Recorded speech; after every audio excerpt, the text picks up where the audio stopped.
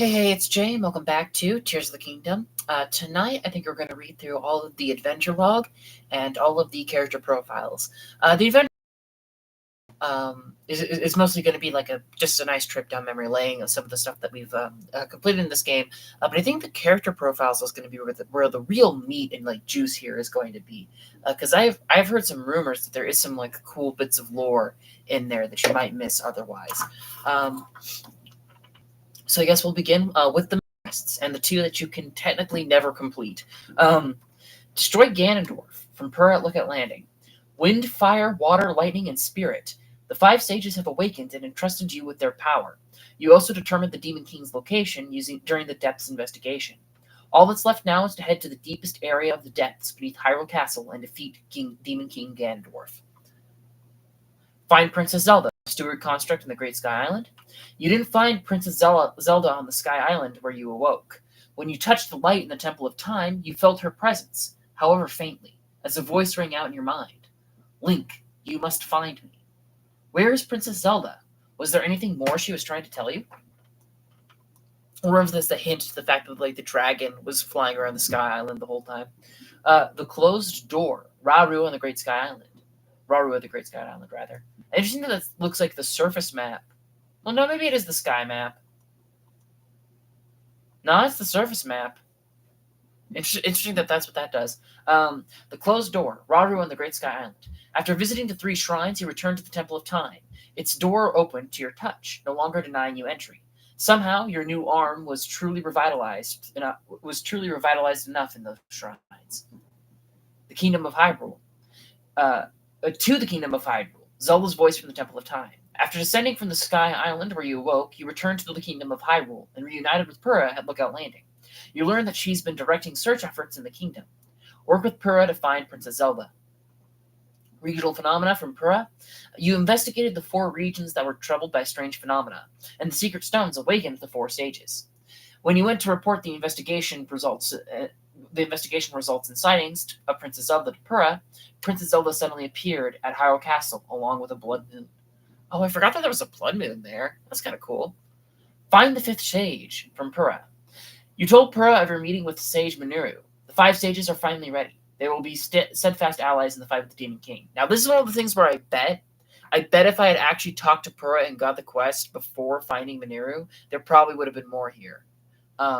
I wouldn't be surprised if that was the case, because like I definitely, because I didn't talk to Purah before starting this quest line. I didn't talk to Purah before starting the Master Sword quest line, and I didn't open any of the bottled messages before starting that quest line. And so I bet like those are probably gonna have like very little to say on the bottom right.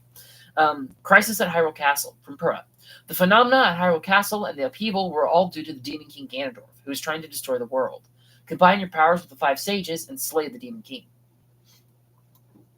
Interesting that's. I guess because that's like what you learn after you finish the quest, not necessarily how you started the quest. Okay, never mind. I was about to say because like combine your powers with the five sages and slay the Demon King. That only applies to after this quest line, and that's more related to this quest. So that's weird wording there, but okay. Trial of the Master Sword, not the Trial of the Sword DLC, from Mineru at the Spirit Temple. The sword that seals the darkness, the Master Sword, passed into a distant time and into Princess Zelda's hands. You were able to obtain clues about it. Interesting that it doesn't actually say how I found it there. Again, I think sequence breaking a bit must have fucked with like the tooltip. Recovering. Oh no. Okay, no. This is it. Okay. Recovering the hero's sword from the Great Deku Tree in the Korok Forest. You found Spirit Temple, not the Great Deku Tree in the Korok Forest. You found the Master Sword with the white dragon soaring in the skies. The legendary sword that seals the darkness has returned to your hand, along with Zelda's wish. Tulin of Rito Village from Teba. Rito Village is no longer at the mercy of the unusual blizzard. Tulin, who inherited a secret stone from the ancient sage to become the new Sage of Wind, promised to lend you his power anytime. Yunobo of Goron City. From Yunobo, actually. Upon returning to Goron City, you found that the marble rock roast had vanished, and the Gorons had resumed their usual activities. Yunobo awakened as the Sage of Fire and is excited to help you. He has pledged to continue looking for clues about Princess Zelda. It's nice that they have different like tooltips of like, he promised to lend you his power. He's excited to help you. That's nice that they change it up a little bit. The sludge-covered statue from Yona in Zora's domain. You rinsed away the sludge in the center of the domain, revealing a statue that depicts you and the ventured Zora prince Sidon. The statue is a new symbol of hope for the Zora people, and they are overjoyed now that it is properly restored. Interesting that, like, of course, that for some of like the regional phenomena, sometimes it's one main quest that you work on, but sometimes it's like a series of main quests that lead into each other. And like this is one of those instances of that. Like this isn't the main part of Zora Quest. See, there's like more of Zora Quest. Like, yeah, there's like a shit ton of. I mean, maybe there is more for. No, like for the Rito and the Goron quest line, they're like all one main quest, but there's like 1, 2, 3, 4, 5. There's 5 for the Zora, and then 1 for Gerudo. And I guess that might be because like you can do the Zora quest lines in like more of like a hibbity-potty order. You can kind of do them whenever. Where for the Rito, Goron, and Gerudo quest lines is kind of one continuous path. Maybe that's why, but it is weird that there's so many more main quests for the Zora than the others. But the Broken Slate from Giotto at Toto Lake, it reads, "Stand upon the land of the skyfish and behold its lofty view. Among the floating rocks you see a droplet waits for you. Through this droplet shoot an arrow with the mark of the king. Do this task and you shall reveal a most wondrous thing. See the watery bridges resting upon the spot with your own two eyes, that which connects the Zora to the people of the skies. Restoring the Zora armor from Yana in Zora's domain. Yana used the ancient arowana you gave her to fix up the Zora armor. With this armor, you can climb up waterfalls." I forgot that you had to give her something for it. Clues to the sky, Giotto Toto Lake. When you shot the mark of the king into the droplet visible from the land of the skyfish, a pillar of light appeared in the reservoir in the eastern part of the domain. If the writing on the ancient stone slate is correct, this should indicate the hiding place of the watery bridge. Yeah, see, like, these two could have been the same quest. Sidon of the Zora, Yana from Zora's domain. With the defeat of the fiend responsible for the sludge, the trouble affecting the region was resolved. At the same time, Sidon awakened as a sage. He promised to rally the domain to assist you, declaring that it's now the Zora's turn to help with their hero. Weird that doesn't call him out as Sage of Water, just a sage. That's a little bit weird. Riju of Gerudo Town from Riju. Riju touched the secret stone and listened to her ancient ancestor. A new power awakened in her, and she became the Sage of Lightning. With the monster defeated, the sand shroud in the Gerudo region vanished. Questions surround Princess Zelda in both past and present, but Riju promised to investigate. Secret of the Ring Ruins from Taro and Kakariko Village. The floor of the I guess yeah, there's multiple quests for the Sage of Spirit, but still. Taro from Kakariko Village. The floor of the chamber on Dragonhead Island opened when you touched the relic. After the relic fired a beam of green light to the ground, you heard a mysterious voice in your head. "Link, chosen protector of Zelda, take this, follow the light." Guidance from ages past. The Zonai Relic on Dragonhead Island. Okay, so yeah, so Mineru also has multiple main quests with her. At last he met the voice's owner, Mineru, the Sage of Spirit. She transferred her spirit from the Purapad, where it had resided, into the Secret Stone. She told you of a battle with the Demon King in the distant past, known as the Imprisoning War, and of Princess Zelda's resolve to restore the Master Sword. Mineru's spirit will aid you in the construct she inhabits. Caramwork in the Depths from Josh at Lookout Landing. I always forget that she's a character, that Purah has an assistant now. You return to Lookout Landing with your picture of the statue. Josh has said you made a big discovery that could lead to a truly understanding what the depths are. She's going to search through what others have found in the depths, hoping to find more slate fragments with these mysterious people. And like, that still is kind of like unresolved, who those statues in the depths were, because they're not statues of Zonai. Who were the statues in the depths that led you to the Great Central Mine? I've heard some people suggest they could be the mole people from Skyward Sword, which I had completely forgotten those were a thing. Which I think, like, yeah, that's probably the closest, like, answer we're gonna get, but still. A Mystery in the Depths from Joshua. With the help of AutoBuild, you fixed the broken balloon. Both Joshua and Robbie were impressed. The results of this investigation reaffirmed the importance of the depths to Joshua. She has asked you to let her know if you make any new discoveries in the depths. Impa and the Geoglyphs. From Kato at New Serene Stable, which you probably could have gotten this at any stable with a geoglyph by it, but this is also the first geoglyph, so maybe not. You found a pool in a geoglyph that was likely one of the dragon's tears. Upon touching it, you had a strange vision about Princess Zelda. Impa believes that the dragon's tears are connected to the princess in some way. Go in search of every geoglyph to find more clues about what's happened to her. The Dragon's Tears, from Impa and New Serene Stable. You visited all the geoglyphs and witnessed all the memories in the Dragon's Tears.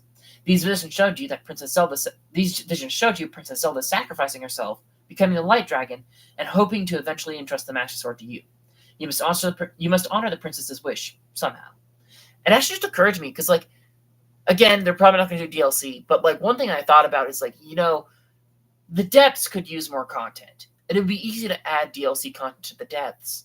It might actually be cool because like Farosh, Dinral, and Nidra all go into the depths. You could have Dragon Tears for them and tell their story. That's a potential thing. They don't have to. It's kind of cooler that they are mysterious, but that is a direction they could take. And down to side adventures. With like the little slate image.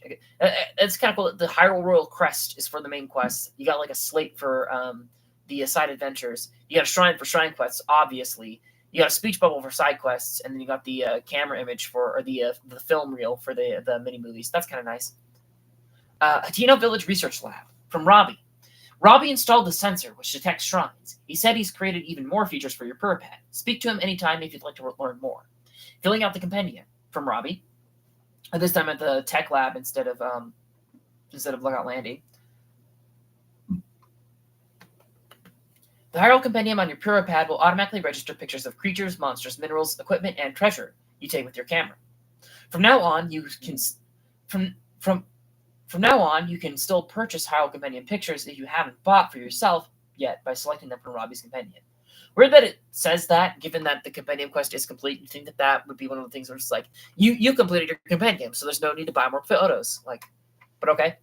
But maybe you can still buy, because that was one of the things that was like a little bit annoying, I guess, about Breath of the Wild is the Compendium pictures you bought were almost always of way higher quality than anything you could actually take in the game.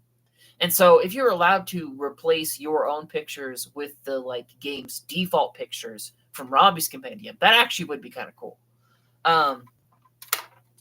Presenting the travel medallion. You gave Robbie all the data he needed to upgrade the Purapad once again. You can now use 3 travel medallions to instantly return to any location you have set. The travel medallions are accessible from your key items. Here, presenting Hero's Path Mode. I thought it was Hero's Journey. Hero's Path, though.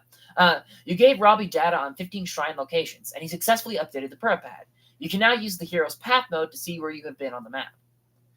Presenting Sensor Plus. You gave Robbie data on 5 types of monsters, and he upgraded the Purapad. Now you can use Sensor Plus to pinpoint the location of things registered in your Hyrule Compendium. Madison's Independence. And I'm pretty sure, I don't remember for positive, but I think we waited to do this all until we had actually fought Master Koga. Because we got auto build, but then we saved Master Koga for later, and I think that I also saved doing the rest of Purah and Robbie's quests for later. And so we well and above had 15 shrine locations and 5 monsters by the time we met him, and it was just kind of funny, instantly activating those side quests. Madison's Independence from Hudson and Terrytown. Along with Brodson, Hudson, and the people of Terrytown, you saw Madison off on her journey to Gerudo Town. If you go to Gerudo Town, perhaps you can see Madison again, and we did. It's kind of cute. She was drawing on the walls with her parents. Sad story. Absolute tearjerker. Letter to Koyan from Koyan in Hateno Village. The message in the bottle described a special cheese-making recipe. Koyan has already decided to start marketing it as her farm's signature product. From now on, if you bring her fresh milk, she'll give you Hateno cheese in exchange.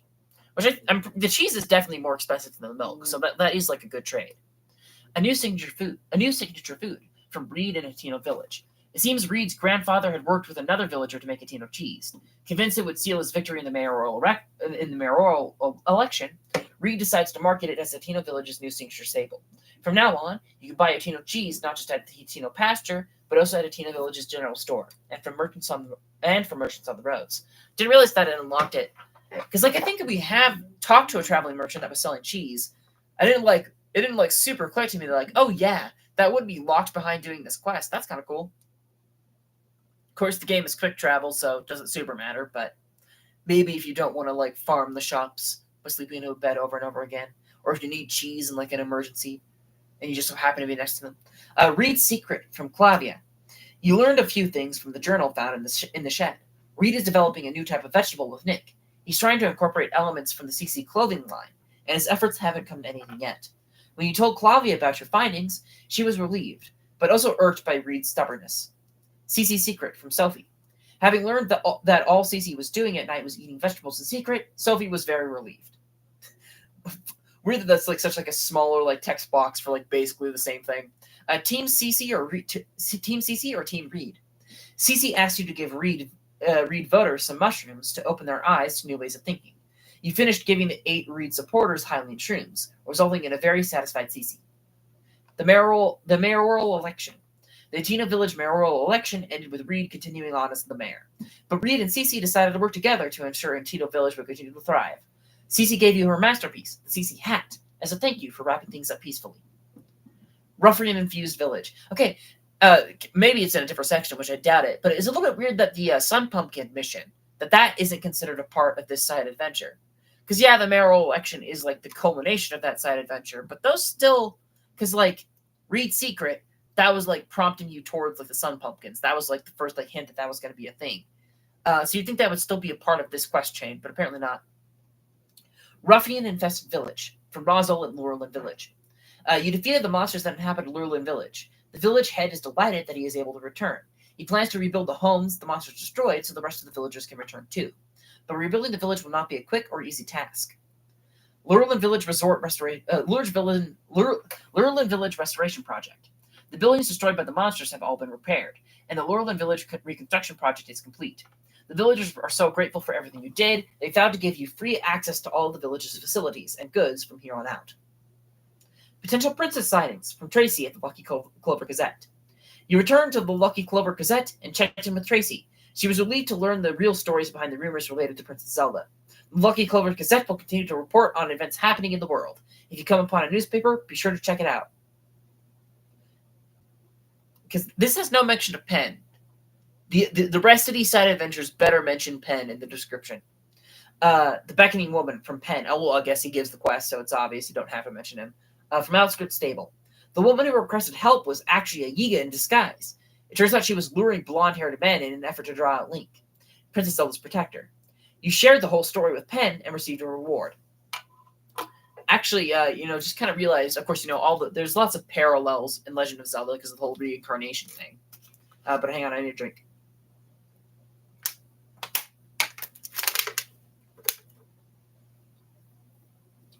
Of course, there's a lot of like parallels between the Zelda games of the whole like reincarnation things and things being reborn. I kind of remember in Wind Waker, the reason that Link's sister was kidnapped in Wind Waker is because Ganon was trying to kidnap all of the blonde-haired women to try and like get rid of the next incarnation of Zelda. And so I wonder if it's just pure coincidence or if that is in any way supposed to be a callback to that. It could be. It's a simple enough concept that doesn't have to be, but it could be. Gourmets gone missing from Pen at Riverside Stable. The group of gourmets, rejuvenated after eating a properly prepared meat and rice bowl, set off for Riverside Stable. Pen told you he would turn Zelda's recipe into a compelling article, and then took off. The Beast and the Princess from New Serene Stable. It's now clear that the beast rumored to be under Princess Zelda's control was no monster at all, but in fact a new kind of animal that the princess had discovered. Zelda's Golden Horse from Snowfield Stable. You found the Golden Horse, and Harlow was beside himself when you returned the gentle creature to the stable. I also love its like honeycomb mane. She asked you to take the new horse, as it already seems attached to you. Pen flew off to write the whole story up for the newspaper, and it was pretty attached. It was like 80 bond is like a default. White Goat's gone missing. Unlike Epona was a max at like 100%. The actual Epona was a max bond from the start, but still, 80 is a lot. White Goat's gone missing. They're so cute. To Bantha Bridge Table. You found the white ghost that went missing. Chork is incredibly remorseful for having messed up the animal feed recipe, and even more remorseful for having doubted Princess Zelda's recipe in the first place. After you told Pen what happened, he returned to the newspaper to write up an article about the events. For our princess, Foothill Stable.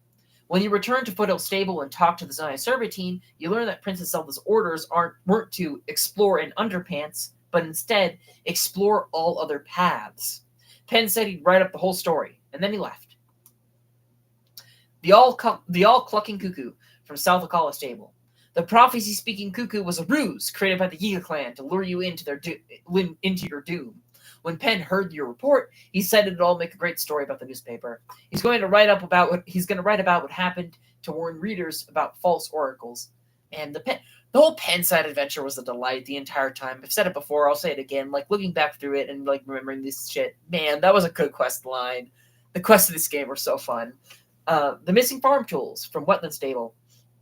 You discovered why Princess Zelda borrowed the stable's tools and failed to return them. She was working on a garden at Floret Sandbar with Magda, but that was shortly before the princess vanished during the upheaval. Penn was relieved to get the real story, a rare glimpse of something special few but the princess knew about. Princess Zelda kidnapped? Julian Peak Stable. The imprisoned Zelda was an imposter. You escaped the Yiga's trap and reported the truth of the matter to Penn. It seems he'll retell the exciting tale in an upcoming newspaper article. An eerie voice from Highland Stable. The haunting voice coming up from the well in the floral plain each night belonged to Sagessa, who was busy practicing her singing. Having learned it was not Princess Zelda, Penn departed to write an article about this unusual mystery. I can't remember if she was in the first game or not, the woman that was singing. She definitely wasn't in a well in the first game, but was there anyone that had like a creepy singing voice in the original, or at least was like showing interest in starting to sing? I don't remember. The blocked well from Gerudo Canyon Stable. You told Penn what was going on at the bottom of the well. Now it's clear why Princess Zelda didn't want anyone to use the well. There was a den of monsters down there, and she must have known about it. Penn is relieved to have the mystery sorted out. He's going to write up the whole story for the newspaper. I just started realizing that it's kind of cool that like some of the times it legitimately was Zelda doing something and you were trying to figure out why she did that, while other times it was Phantom Ganon Zelda messing with people. Which kind of like leads you on like a little bit as to like what situation is what. That's kind of nice.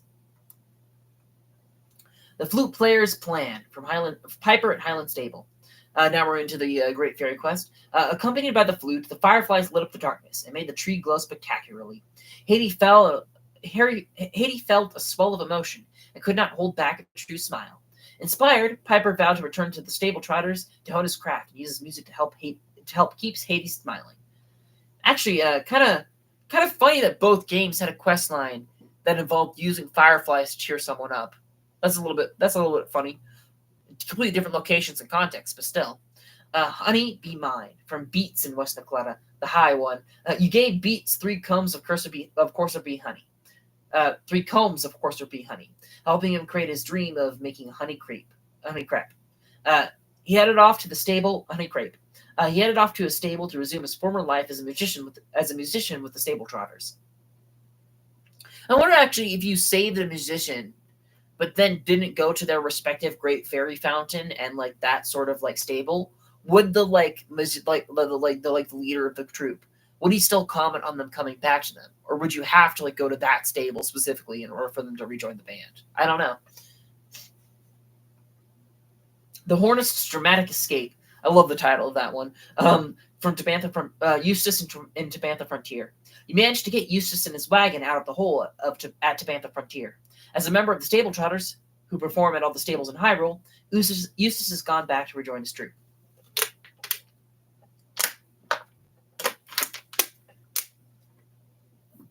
Serenade to a Great Fairy, Penn at Woodland Stable. Weird that this is like both. This is kind of like both a part of the Penn quest line and the Stable Trotters quest line. It's weird that this isn't used to divide the 2 quest lines. You'd think that this would be used as the transition between them, but whatever. Though the Great Fairy had gone into hiding after hearing of dire things from a woman who looked like Princess Zelda, the music of the troupe convinced her to emerge. She didn't think that the woman was the princess, so her identity remains a mystery. You did get 2 new scoops, though. The Return of the Great Fairy and the Stable Trotters. The Return of the Stable Trotters, that is. A Serenade to Kesa at Outskirts. Master at Outskirts. I guess the Serenades next to each other. Like, if I was organizing this, I would have had Serenade to a Great Fairy be after a blocked well, then have the Serenades to the other Great Fairies, and then have the 3 Trotter quest lines. From Mastro at the Outskirts Stable, the Stable Trotters put on a performance so fine that the Great Fairy Kesa emerged from her bud. Now visitors to Outskirts Stable can visit her nearby and receive her blessing. Serenade to Kotera from Master at the Dueling Peak Stable. Got a burp. It's not happening. that's going to come up at some point. Um, the Great Fairy Katra finally left her bud after the troupe performed for her. Now visitors to Dueling Peak Stable can visit her nearby and receive her blessing. Serenade to Mija from the Snowfield Stable. The stable trotter's performance inspired the Great Fairy to leave her bud. The horn player, Eustace, was moved that she enjoyed his music. Mastro gave you a silver rupee as a thank you for helping his troupe. Worried that these two don't call out the musician being happy to help or what reward you got from Mastro. That feels odd that they leave that out. Bring peace to Hyrule Field from Hawes at Central Hyrule. You'll up Hawes' squad of monster control crew by defeating the monsters in the stronghold. The squad's next destination is Portofino in Necletta, which is found in the southeast region of Hyrule. Bring peace to Necletta from Hawes. Again, in Central Hyrule, apparently. You'll help Hawes' squad of the monster control crew by defeating the monsters that have taken over the fort. But as long as the Blood Moon continues to resurrect monsters, Hawes and his squad must continue to fight. Bring peace to Eldon from Turin and Eldon Canyon. You help Turin's squad of the monster control crew by defeating the monsters in the cave stronghold. The squad's next destination is the Akkala Span in Akkala, which is found in the northeast region of Hyrule. Bring peace to Akkala. You help Torrent's squad of the monster control crew by defeating the monsters that had taken over the bridge. Again, it's said to be from Eldon, though. But as long as the Blood Moon continues to resurrect monsters, Torrent and his squad must continue to fight. And that's going to be the same thing for this last set, too. Bring peace to Farron. Flaxhill from the Farron Grasslands. All of the monsters aboard the ship Marood on the Menno River have been defeated. Flaxhill plans to head her monster control crew squad to the south to Bantha Snowfield next. It's in Heber to the northwest. She asks you to assist her squad again if you have the chance. Bring peace to Hebra. You help Flaxhill's squad of the monster control crew by defeating the monsters in the fort. But as long as the Blood Moon continues to resurrect monsters, Flaxhill and his squad must continue to fight. Hestu's concerns. Hestu. You gave Hestu a Korok seed. As thanks, he sang and danced to expand your inventory. He also told you that if you bring him more Korok seeds in the future, he'll continue to expand your inventory. Weird that it calls it a concern. I know that we kind of missed this dialogue by almost sheer coincidence, but there is a point when you get enough Korok seeds that the Koroks will start saying, hey, something's wrong in the Great Hyrule Forest. Maybe you should check that out. And we just barely missed that.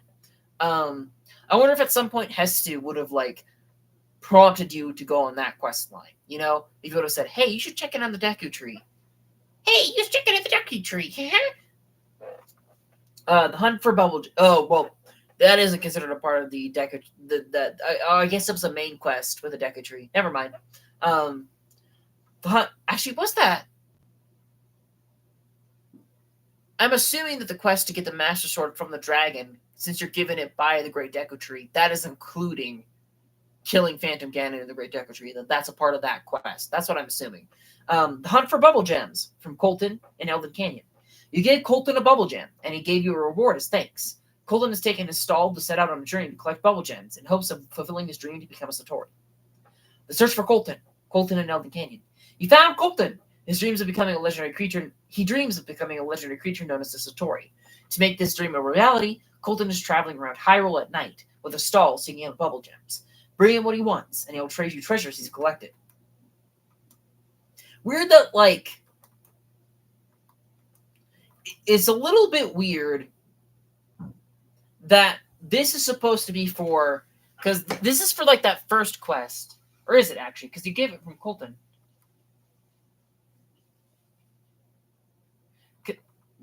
Yeah, because apparently Kilton, because you start out with the quest from Kilton to go into that cave and rescue Colton. And then after you do that, it ends with you giving Colton a Bubble Gem. And then you start the quest line of Colton traveling the world, and you have to give him more Bubble Gems. So, the wording of these is weird, of these two. Because you think it'd be oh, you found Colton, he's just becoming Satori. He's going to take his stall and set out. But then, oh, you found Colton, he's just being a Satori. You gave him a Bubble Gem, being one quest, and then he's taking his stall to set out would be another quest. I don't know, something like that. Whatever. A Monstrous Collection 1 from Kilton in Terrytown. The Bokoblin sculpture was placed on the stage, and Kilton treated the villagers to a presentation about the monster. It's been a dream of Kilton's to teach folks about monsters, to help them see that they have their good traits too. He's thrilled to be on his way toward making that dream a reality. Number 2, Kilton called the villagers together to show them off the Horildan sculpture, and then treated everyone to a presentation about the monster. Hudson was so happy with how the project turned out, he wants to make more sculptures if you bring him a picture of a monster. He's likely to use it he wants to make more sculptures. If you bring him a picture of a monster, he's likely to use it as reference for a sculpture. Number 3, the Battle Towel sculpture was placed on the stage, and Kilton treated the villagers to a presentation about the monster. It's been a dream of Kilton's to teach folks about the good side of monsters, so he's thrilled to be the one step closer to making that dream a reality. Number 4, the frog sculpture was placed on the stage, and Kilton treated the villagers to a presentation about the monster. It's been his dream to teach folks about monsters that have good traits too, and he's thrilled to finally see that dream become a reality. Gotta say, it's like a little bit of a shame, disappointment, whatever. Like on my part, I went out of my way to get the basic bokoblin and the basic Oriblin for the Kilton sculptures, but I got them in obsidian Franx instead of a basic Franx. And I think that's partially because I hadn't encountered a basic Franx at all at that point, so I wasn't sure what the basic was. But also, since an obsidian Franx was the first Franx I encountered, and the picture I got was of that encounter, I think that's a nice, well, not that encounter, but the one that I encountered. I think that's like a nice enough tribute, like at least in a way, to my own adventure. Number 5, the King Gleeok sculpture was placed on the stage, and Kilton treated the villagers to a presentation about the monster. It's been a dream of Kilton's to teach folks about monsters and help them see that they have good traits too. He's thrilled to be on his way to making that dream a reality. Weird that it says "on that way" when that's the end of the quest line. You think he'd be like, he's satisfied that he's done so well with his dream. There's more to do, but he can do it on his own. Maybe something like that. Investigate the Typhal ruins from Kazul from Kazul at the Typhal ruins. The writing on the monolith, discovered in the basement of the Typhal ruins, said the ruins were built to commemorate the king and sages who defended Hyrule from the Demon King. Inspired by the monolith, Kazul of the Zonai survey team was eager to report to the division headquarters. Oh, so maybe he is at another Zonai place. Maybe he's back at Lookout Landing. I don't know. The owl protected by dragons. Display the power of the Sage of Wind to the owl protected by many dragons. You found the hidden treasure at the location hinted at by the monolith. The corridor between 2 dragons. Display the power of the Sage of Fire to blaze through the space between 2 dragons, from head to tail. You found the treasure at the location hinted at by the monolith. I can't remember what these treasures were. If they were large Zonai charges or something, because I don't think they were pieces of an outfit, and they definitely weren't weapons, because this one was a weapon. Doing all of them led to the weapon. But I can't remember what the actual reward was. The 6 dragons. Display the power of the Sage of Water in the presence of 6 dragons. You found the hidden treasure at the location hinted at by the monolith. The Long Dragon. Display the power of the Sage of Lightning at the end of the Long Dragon that protects the Mountain of Death. You found the hidden treasure at the location hinted at by the monolith. Legend of the Great Sky Island. The Steward Construct at the Great Sky Island. You lit all the bonfires and returned to the Steward Construct. In return, the construct told you how the Temple of Time in the Great Sky Island, once a part of the surface, came to float in the sky so as to remain protected. It also presented you with a fabric adorned with the Zonai crest. Messages from an ancient era. Wordsworth at Lookout Landing. I'm going to throw this at you now. There might be, because we still have some more side adventures to go through, but I'm going to throw this out here now. It is a little bit weird that this is considered a side adventure. Because at least from my understanding, the difference between a side adventure and a side quest is a side adventure is a series of side quests that follow each other back to back, or a series of side quests that are all linked back to one central topic. Whereas the actual side quests are just completely one-off missions. This sure was a bit of a lengthy thing with a special cutscene at the end and whatnot, but it was ultimately completely independent from any other part of the game. So I find this one a little bit weird, that this would be considered a side adventure, because there is no adventure. It was just a quest. Messages from an ancient era. Wordsworth from Lookout Landing. You found all the stone tablets and had Wordsworth decipher the ancient Hyrulean. Through these records of the ancient royal family, you got a glimpse of the thoughts and feelings of the people from that era. They seem to have left a deep impression on Wordsworth. A deal with the statue, the horn statue in the Royal Hidden Passage. The horn statue returned the essence it stole from you. It claims to be open to further essence-related bargains. It will buy your heart containers or stamina vessels for 100 rupees and sell back your choice of either of them for 120 rupees. I will say it was more or less the same way that the sequence played out in Breath of the Wild. But having already seen the Breath of the Wild version of the sequence, it didn't hit as hard this time of him just stealing a piece of your soul and being like, "Hey, give it back!" It didn't hit quite as hard the second time, but that's not that any sequel's going to suffer from that. Who goes there? Jaren and Lookout Landing. You told Jaren that the voice belonged to a horned statue. Now that Jaren understands where the voice is coming from, she returned to work. And I bet you could do this even if you didn't get your heart back from the horned statue. A call from the depths, mysterious voice at the Temple of Time Ruins. Oh, I like that. Like the statue quests are all like next to each other. That's cool. You have thrown all the eyes into the chasms and carried them to the source of the voice. Now you can speak with the mysterious statue. Interesting that like it doesn't update because it's just I mean most of the quests work this way, but it doesn't update to say the bargainer statue. It stays the mysterious voice even after you finish the quest and spoken to the mysterious statue. You still don't like get told what his name was or what his deal is in your like adventure log. There's a few points like that. It's always a little bit weird. Infiltrating the Yiga clan. Mimos from the Yiga clan hideout. You visited the 3 branches and collected all the pieces of the Yiga clan attire. Now you can come and go from the Yiga clan hideout as you please. The Yiga clan exam. The Yiga Blade Master at the Yiga Blade Master station.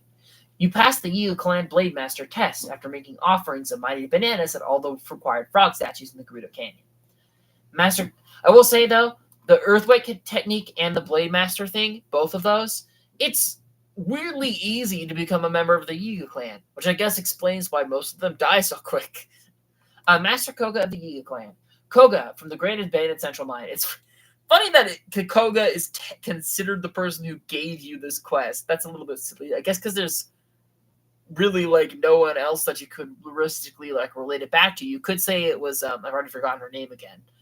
Purr's assistant at Lookout Landing. You could say it's her because she was the one that prompted you to go to the Great Central, the Great Abandoned Central Mine.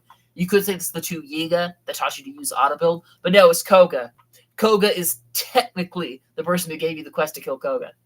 Your final showdown with Master Koga at the abandoned Hebra mine resulted in the revival of the ultimate weapon, a giant construct.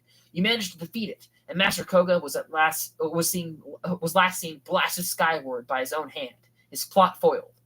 Though Zeld's whereabouts remain unknown, you learned that the Demon King lurks beneath Hyrule Castle.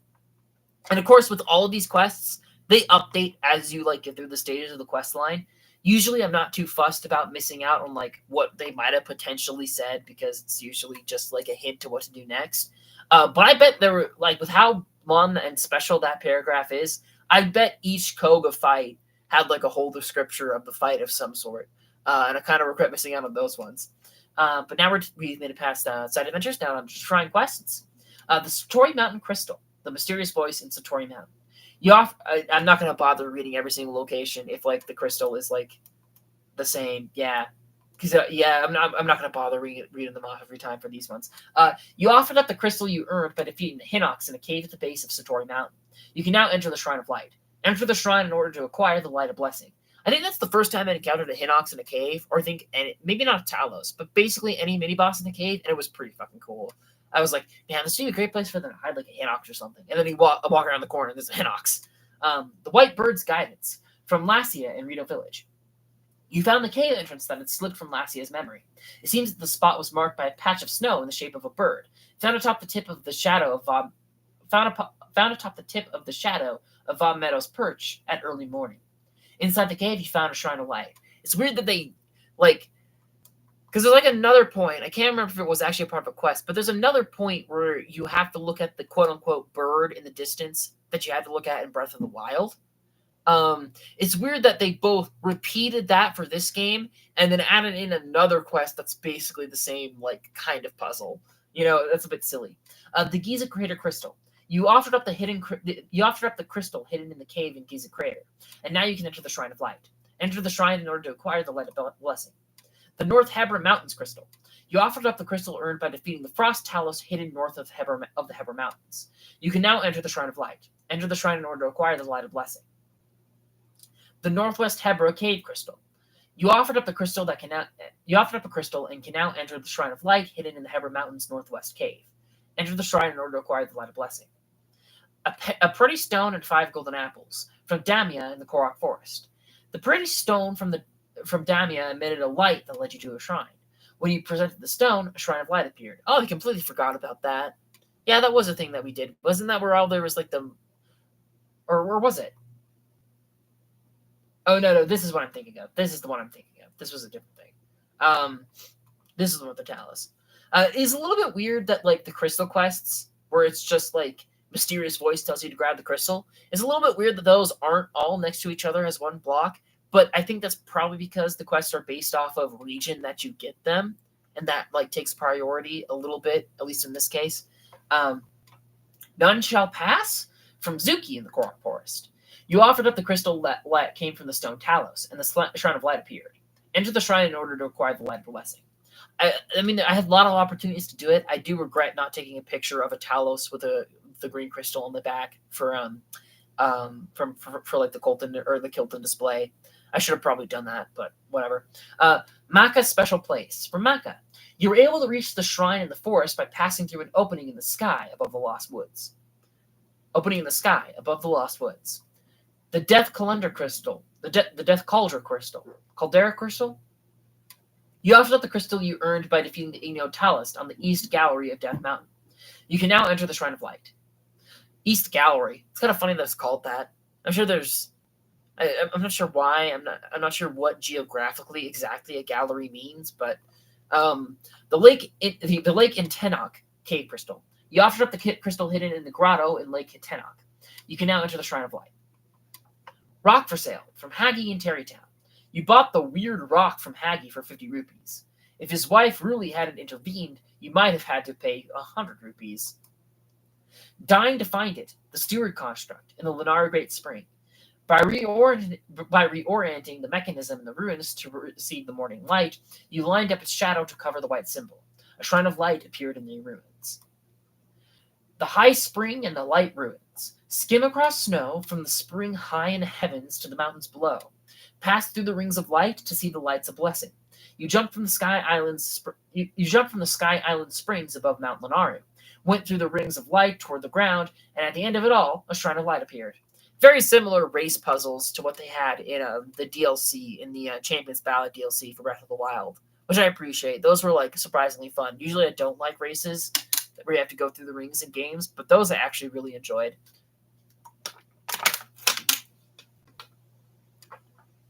The Lenaru Road Crystal. You offered up the crystal hidden in the cave toward the south of Lenaru Road, and you can now enter the Shrine of Light. The Rallis Channel Crystal. After carrying a crystal upstream from Rallis Channel and offering it up, you can now enter the Shrine of Light. Wait, hold on. Just a minute. Oh my god. My fucking dyslexic ass. I've been calling it Rails Pond the entire time. It's Rallis Pond. Oh my god, I feel like a dumbass. I've been calling it Rails Pond, the Rails Pond Hinox the entire time, but no, it's Rallis. Jeez, I've been seeing it in the bigger text here. I mean, like, that's not even an excuse, though, because it was in the bigger text for the quest in Breath of the Wild, too. Damn it. Keys Born of Water, the Steward construct in West Necletta.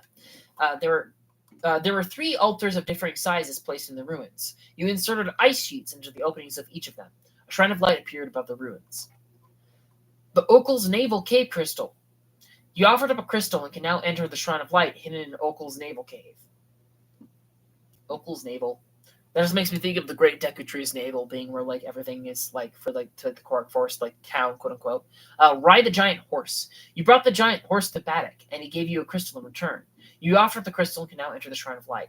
Where then is this just giant horse and not giant white stallion? Because I'm pretty sure like the demonic horse from the original was actually called giant horse. So could you have brought Ganon's horse and done the quest too? Did it not have to be the giant white stallion? It could have been either of them. I don't know. I'm gonna have to look into that sometime. That's interesting. The Lake Hylia Crystal. You offered up a crystal and can now enter the Shrine of Light hidden at the bottom of Lake Hylia. Enter the shrine in order to acquire the Light of Blessing.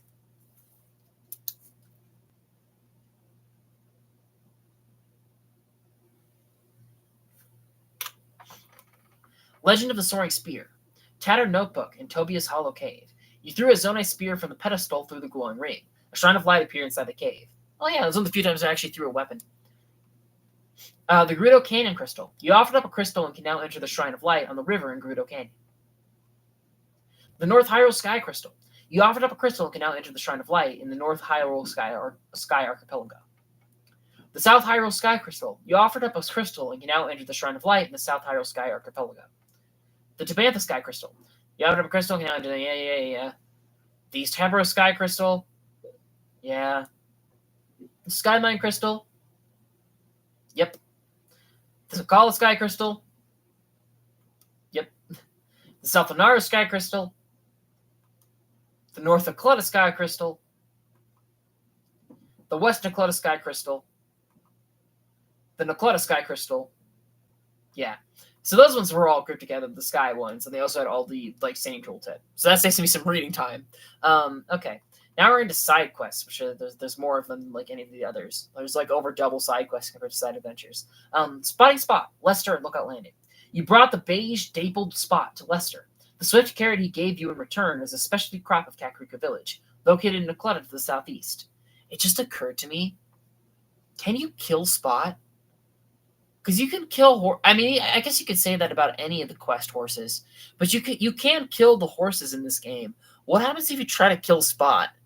What kind of heartless monster would you have to be for that? Because for the other horses, I guess Zelda's horse would be unique of a kind. Yeah, never mind. I was about to say that you could have written off the white stallion, the giant white stallion, and the giant horse. You could write those off as just being a species of horse, and it's just only one spawns in at a time. But for Spot, that is a specific horse. You'd be an asshole to kill his spotted horse. Village attacked by pirates from Garini in Lookout Landing. Garini and Mubs feel relieved, knowing that all the villagers from Lurelin Village are safe. Turns out they have a shop there as well.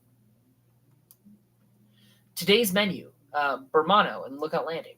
Bermano the cook whipped up his special fruit and mushroom mix and gave some to you as a reward for providing the needed apple. Apparently this dish can be made with an apple, a mushroom, and a pot. I completely forgot that was even a thing. The incomplete stable, Carson and Lookout Landing. Delighted by the roof's completion, Carson finished the stable with incredible skill. Now you can board horses at Lookout Landing. Talk to Lester if you have any horse-related business. Wanted, Stone Town. It's actually a bit of a shame that when you board a horse, because I've said this before, it's a bit of a shame you can't have more than one of your horses out at the same time. And of course it's because if you whistled, which horse would know to follow you? That's why. But it would still be kind of cool to have your horses all lined up. And I think a safe alternative to that could be that if you boarded a horse, they have that little stable section with horses outside.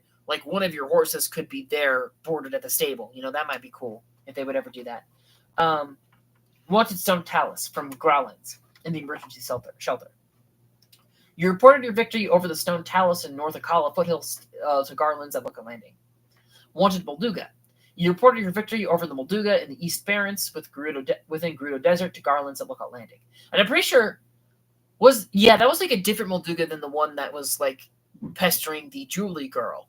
And so you do have two Molduga that you have to kill as a part of quest lines in this game. Which I think, including Moldu King, that was the same thing in Breath of the Wild. And actually, there was also the one that you had to kill to unlock a shrine in Breath of the Wild. So maybe that's the same. Wanted Hinox. You reported your victory over the Hinox around Trilby Plain to Garlands at Lookout Landing. Unknown Sky Giant. You reported your victory over the Flux Construct on the West Hebra Sky Archipelago to Garlands at Lookout Landing. Unknown Three-Headed Monster. You reported your Gleeok victory at the Bridge of Hylia to Garlands at Lookout Landing. Unknown Huge Silhouette. You reported your victory over the silhouetted monster in the depths called the Bronx to Garlands and Lookout Landing.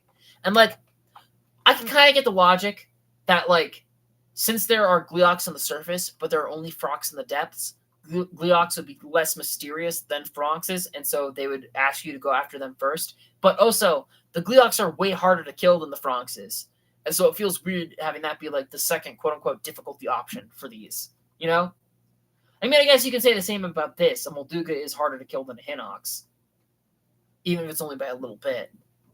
So I suppose it still kind of tracks, but whatever. The Horse Guard's request. Toffa at Outskirts Stable. Toffa was overjoyed that you showed him so many marvelous creatures, fulfilling his dearest wish. He's resolved to live a long life so you can learn more about extraordinary horses.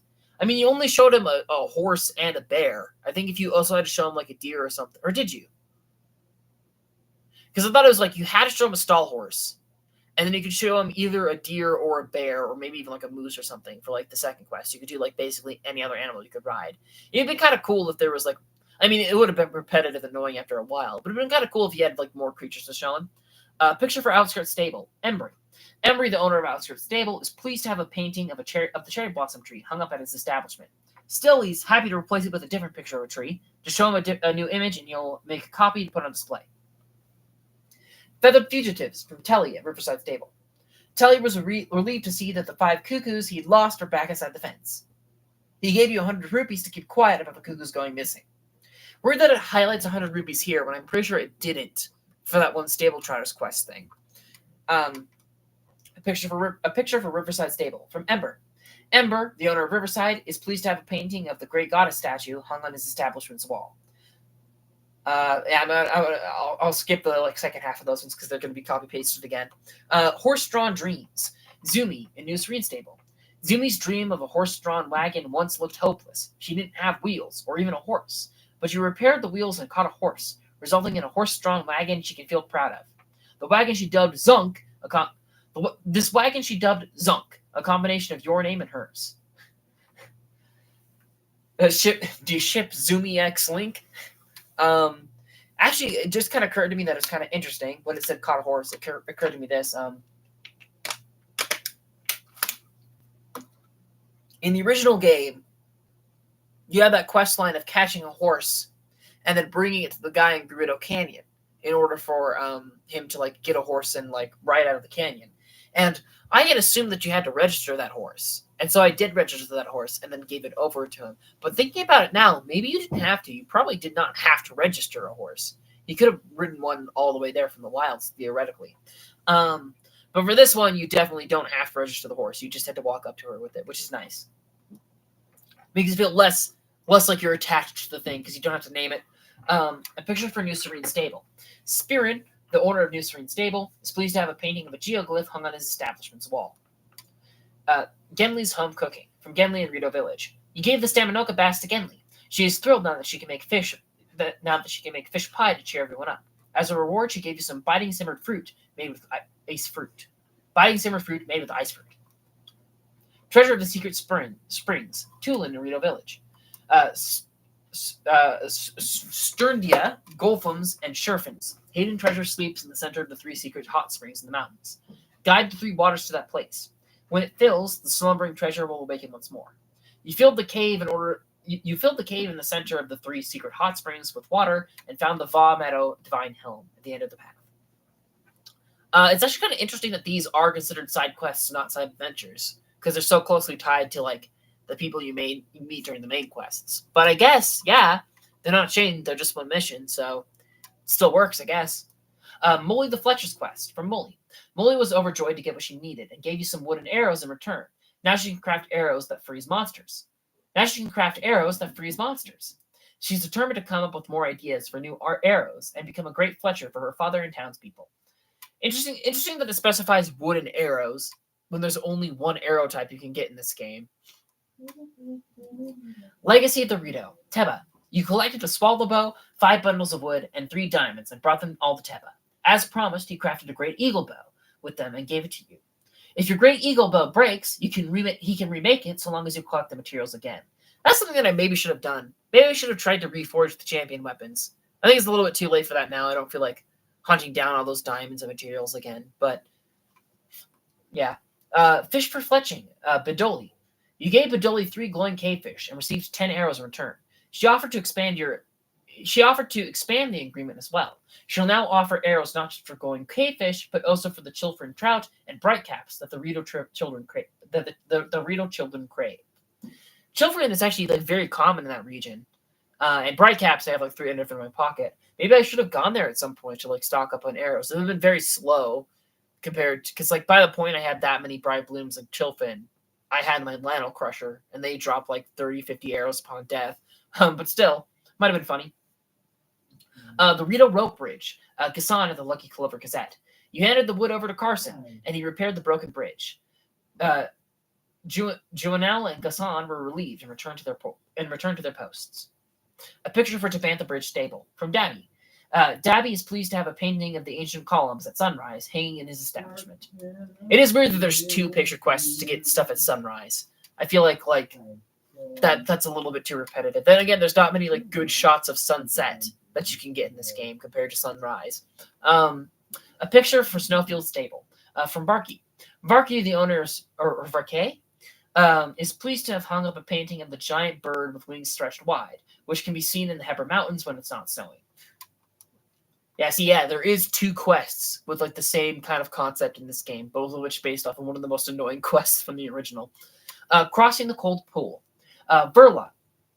When you gave Verla the 10 chill shrooms, she gave you from Heber Mountains. She gave you a purple rupee as a reward. Verla was relieved to be able to return to the village with head held high. Open the door from Jogo in the Tabantha village ruins.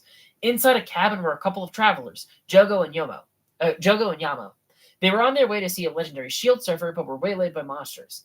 For defeating the monsters, they rewarded you with a spicy elixir. They will also give you a shield for shield surfing as a reward for helping them.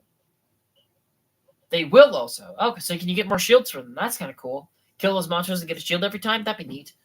Kind of funny, though, because if I remember right, their deal was that they needed the elixir to survive the cold, technically. And so like they gave you an elixir as a reward for killing the monsters. Then they had to brew a new elixir so that they could leave. And by the time they finished the new elixir, the blood moon hit and the monsters respawn. And so they're just permanently trapped in that cabin. Which is like, I feel like at some point they'd learn to just cook multiple spicy elixirs. So then the next time you get saved, you have spares to just leave. But okay. Supply eyeing flyers from Huck in the Tabantha frontier. You let Huck know that you defeated the monsters. Relieved that he could finally take Snowfield Stable's donation to Rito Village, he gave you a purple rupee for your efforts. And actually, supplies of food to help the blizzard. We definitely got this after we finished the regional phenomena. So maybe there was no risk of missing out on the Zora that was covered in mud, or the one dude that wanted you to bring marbled rock roast. Maybe you couldn't have missed out on those. Because like this is kind of tied to the regional phenomena, even though it doesn't explicitly say so. And it's still available. So that's nice. The blocked cave from Masley in the Heber Mountains. You cleared a path through the rocks blocking the cave's entrance. Relieved to have access again, Masley gave you a red rupee. Only $20 for like clearing the path. The Duchess who disappeared, Russ and Selmy's spot. You went to Selmy's lodge in the vicinity of Heber Peak, where Selmy offered a word of thanks to give you a reward. She also accepted you as your 3rd student and said to visit any time you went to Shield Surf.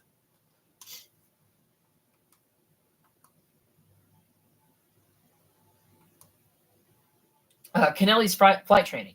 From Kennelly at the flight range, you went through enough rings to pass Kennelly's training course. As the first to attempt the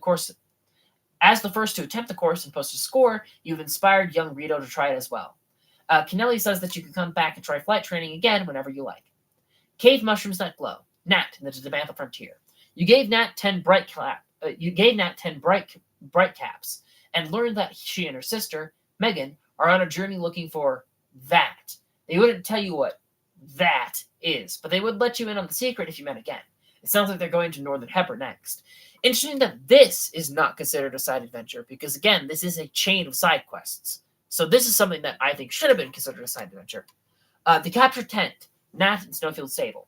As thanks for defeating the monsters and getting their tent back, the sisters Nat and Megan told you about a clue that read, vapors drift over Sterunia Basin, near a pond in Hebra. At the source of the stream lies a bright mushroom haven. They've set out to find this mushroom haven in Hebra. And we found it before they did. Who finds the haven? Nat and Snowfield Stable.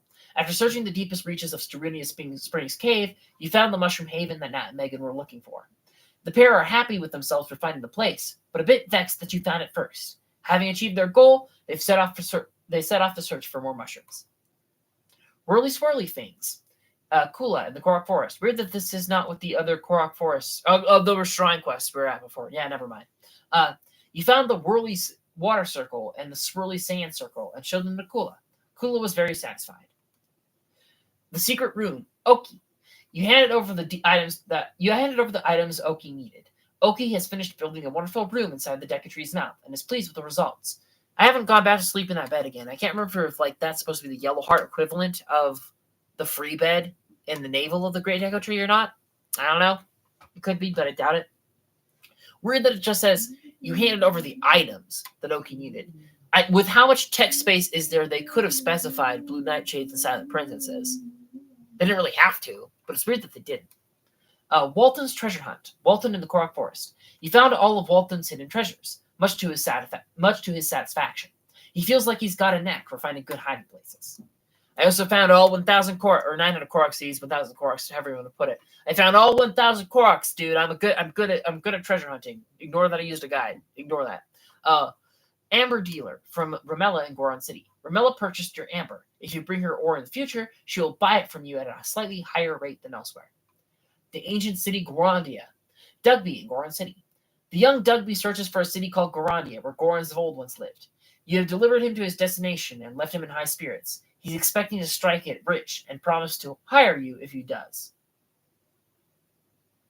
It's a bit of a shame that we can't actually take him to the depths in the Fire Temple inside of the ancient Goron City.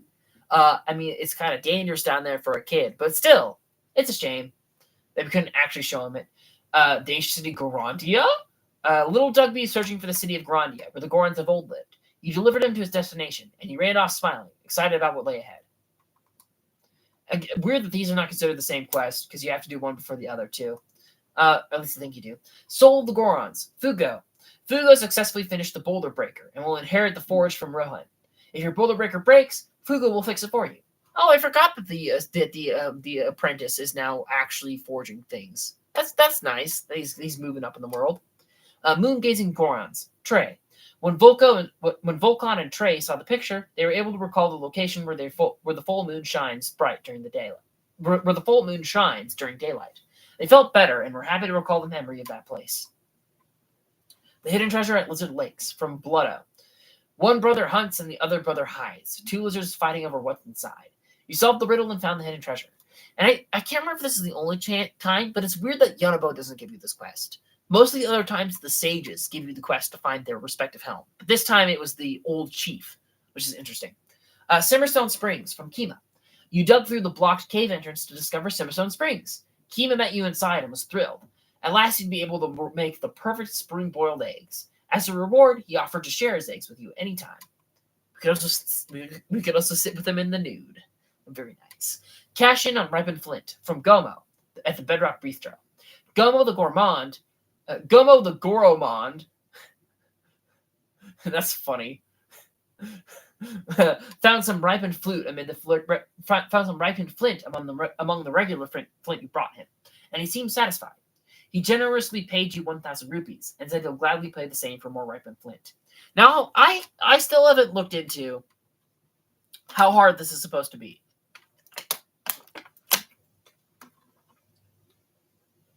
Because I think it's something like you can give him like 10 flint, 50 flint, or 100 flint at a time, something like that. And I gave him 100 flint the first time I gave him flint, and that got me the ripened flint. And so I don't know how the stats on this are coded. I don't know if it's 100 flint always gets you a ripened flint, if it's 100 flint will get you a ripened flint the first time you do it for this quest line, or if it's no matter how much flint you give him, it'll always work first time for the quest line. I don't know how that works. I have not looked into it yet. But it's also possible that 100 ripened flint isn't guaranteed at any point. Because I think that's what he did say, that even 100 might not work.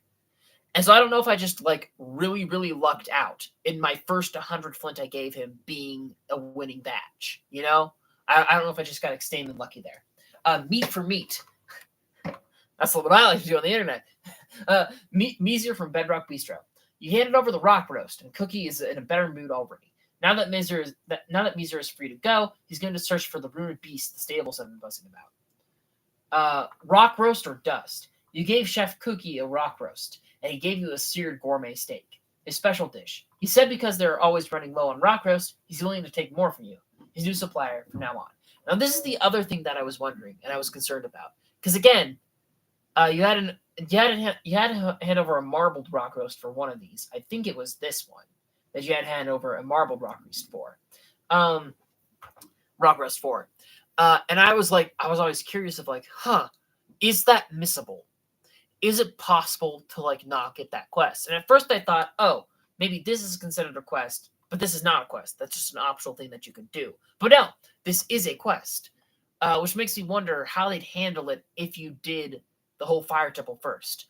I would imagine that since it says hand over the rock roast, that if you did not do this until if you put this one off for long enough, that Meezer would not owe Cookie a marbled rock roast. He would just owe him a regular one, and they'd probably be like a little bit less pissy about the situation. That's what I would imagine is what happened. But who knows? Minecart Land, open for business. From Baggy at the Southern Mine. Minecart Land, an entertainment experience built by Yonobo Co., is now open. You destroyed 5 or more targets within the time limit and beat the game. Heal. I'm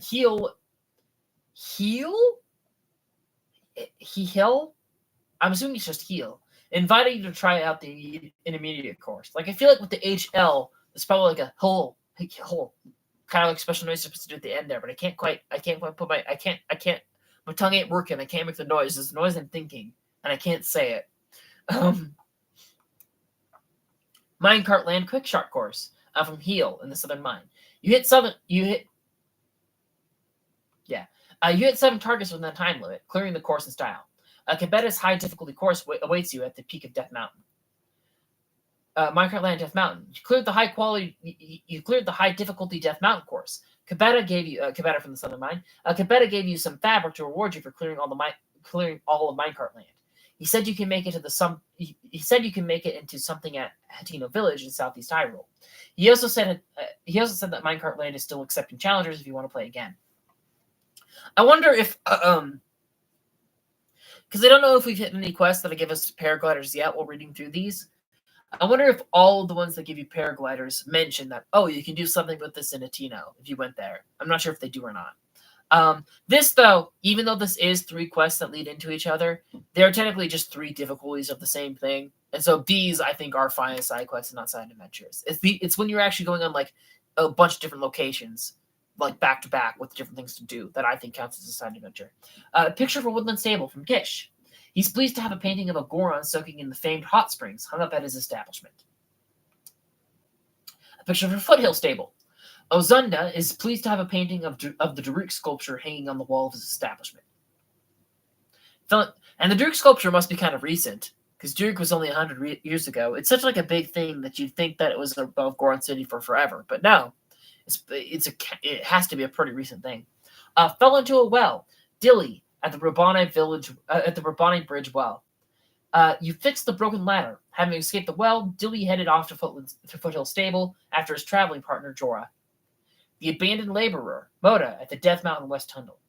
The laborer Moda was stranded in a cave after the track broke. You sent him flying back out of the cave on a cart. As requested, you sent him flying back out of that cave on a cart, as requested. Looks like he's safe and sound outside. I saw like an interesting video the other day of like people call it like getting the illegal mine carts for shield surfing and stuff like that. There's like 3 mine carts. There's the Minecart Land, there's this guy's mine cart, and there's the kid that was looking for Garandia. And they all have like unique mine carts, but they freak out if you try and like move them too far or fuse them to anything. People figured out that like if you can manage to get those mine carts to drop into the depths, you can like deload the associated Goron, and then you can fuse it to your shield and whatnot.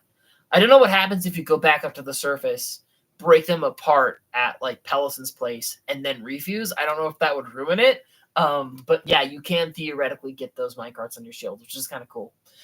It's a bit of a ball ache to do, but you can do it. The treasure hunters from Domidak at Rauru Hillside. Domidak and Prisson were pained to learn the treasure was already taken. They plan to console themselves by searching some caves for Misko's treasure. Famous for both banditry and fashion, Misko hid her collection of clothes all around Hyrule. Misko's Cave of Chests. And I think that's the one. Is that the one that's like by like the Great Forest? Yeah, it is. I couldn't remember which one that was, but yeah, that's the one that's by the Great Forest. And this is the one that's like the whole like quest line. Again, this could be a side adventure, all the Misko treasure ones, theoretically. Although I guess you don't have to do them back to back, but still, like you didn't have to do one of the Hatino mayoral election things back to back either. But you know what I mean. Misko's Cave of Chefs from Domodak. It's weird that they're both from Domodak, even though kind of both of them tell you. I thought Prison was the one that was spilling his mouth, but I can't really remember. You navigated the sea of treasure chests to find the one chest that contained the real treasure. In it, you found the Ember trousers and a bottle with a letter inside. Meanwhile, brothers Domodak and Prison gave up and left. It's kind of funny that because the game only really has coding for you to get one item from a chest, that they had to have a cutscene of them showing up and going, "Hey, wait, there's something else in here." Misko's Treasure, the Fierce Deity. Misko's letter at the Cephalla Lake Cave.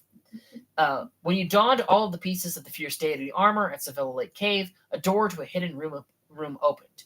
In it, you obtained the Fierce Deity sword. The twins' manuscript. Brothers Dominic and Prison told you about that an old manuscript said, "In West Neclutta stand twins poised to duel." In West Neclutta stand twins poised to duel. Each contains a cavern that faces the other. Show the little twin sign to the big twin to open a door to my treasure. You solved the riddle and attained the treasure. Weird that they themselves didn't figure this one out faster, because you first meet them at Dueling Peaks, and they're twins, and the whole deal about Dueling Peaks is that everyone was twins there, which kind of subtly implies that they were native to Dueling Peaks. Doesn't outright state it, but it implies that in a way. But whatever. The Pirate Manuscript. A forgotten pirate cavern lurks at the foot of Cape Kales, overlooking the Neclutta Sea. The short shrill song of wind through lips will open the way to my treasure. You solved the riddle and obtained the treasure. I should have put on the Wind Waker set when I did that, just for the memes. That would have been funny. Heroines Manuscript. Statues of the 8 heroines reside in the desert. Enter the valley carved into Hemar's descent, and shine the light of day upon the towering 8th. The path to the treasure will open before you. Treasure of Awakening 1. From the Misko's letter, from the this one's from a Misko letter, but these ones are from Domodak, even though they're technically from Misko letters and in a grand scheme of things. In the Goronbi River Cave. The message from the Goronbi River wasn't the one that was in the Goron territory. I think it was. The message from the bandit Misko said, "On the Tabantha frontier, where Pain, Piper, and Tengar meet." Yeah, this is the one from the Elven Cave. Ruined pillars stand together. One of those mighty pillars opens the way to my treasure. Treasure Awakening 2, from the Ancient Columns Cave. The message from the bandit Misko said, "In the ruins of Hyrule Field, where warriors once tested themselves in battle,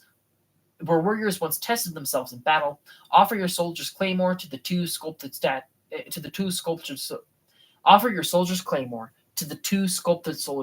The sword will point the way to my treasure."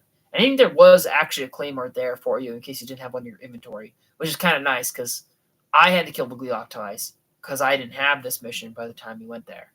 But still, it would have been nice to avoid having to kill it twice. Awakening 3, from the Colosseum Ruins Cave, on Hyrule Ridge in Ludfo's land, ruins sleep beneath the towering mushroom trees. Connect the southern column's midday shadow to the northern. At the shadow center, the way to my treasure will open. The Terry races on from Furnison in the Hudson construction site. You entered the Terrytown race and performed brilliantly, beating Tally's record time. Thanks to your impressive skills, you've been told that you can try the expert course too. Keep at it. Give the course another try and run for a new record. The Secrets Within, Polkcho in Terrytown. Interesting that the expert course is not a quest then, which is fine, I guess. It makes it easier for people that aren't interested in the mini games. A lot of the mini games were quests in the original too, and in this one, say the Wing one, for example. Secrets Within, Polkcho in Terrytown. You removed a Zonai device from inside the device dispenser and showed it to Polkcho. His curiosity satisfied, he went off to continue his research. That's weird wording there, because you don't have to show him a Zonai device in your pocket. You don't have to show him that. You have to activate the machine, and he watches the machine activate, and he thinks it's cool. Also weird that this is considered Hudson construction site, but this is considered Terrytown. Even the Gumbo machine is in the construction site, but okay. Master of the vehicle prototype. You did it. You drove the You did it. You drove the course and returned to the starting point within the time limit. Fernstein from the Zodi survey team says this is just the beginning. She seems to have big plans in the works. Home on a range. That's funny. Rodson, you placed a room and took the first step towards building your dream home. Hudson Construction offers additional rooms with a variety of features. Try different combinations until your home is just right.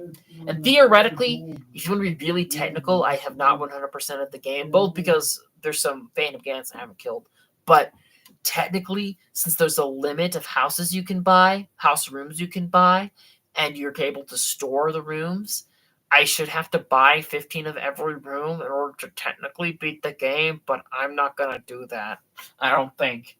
I might have enough rupees for it now, but still, it'd be a pain. Strongest in the world, Chabby at East Akala Stable.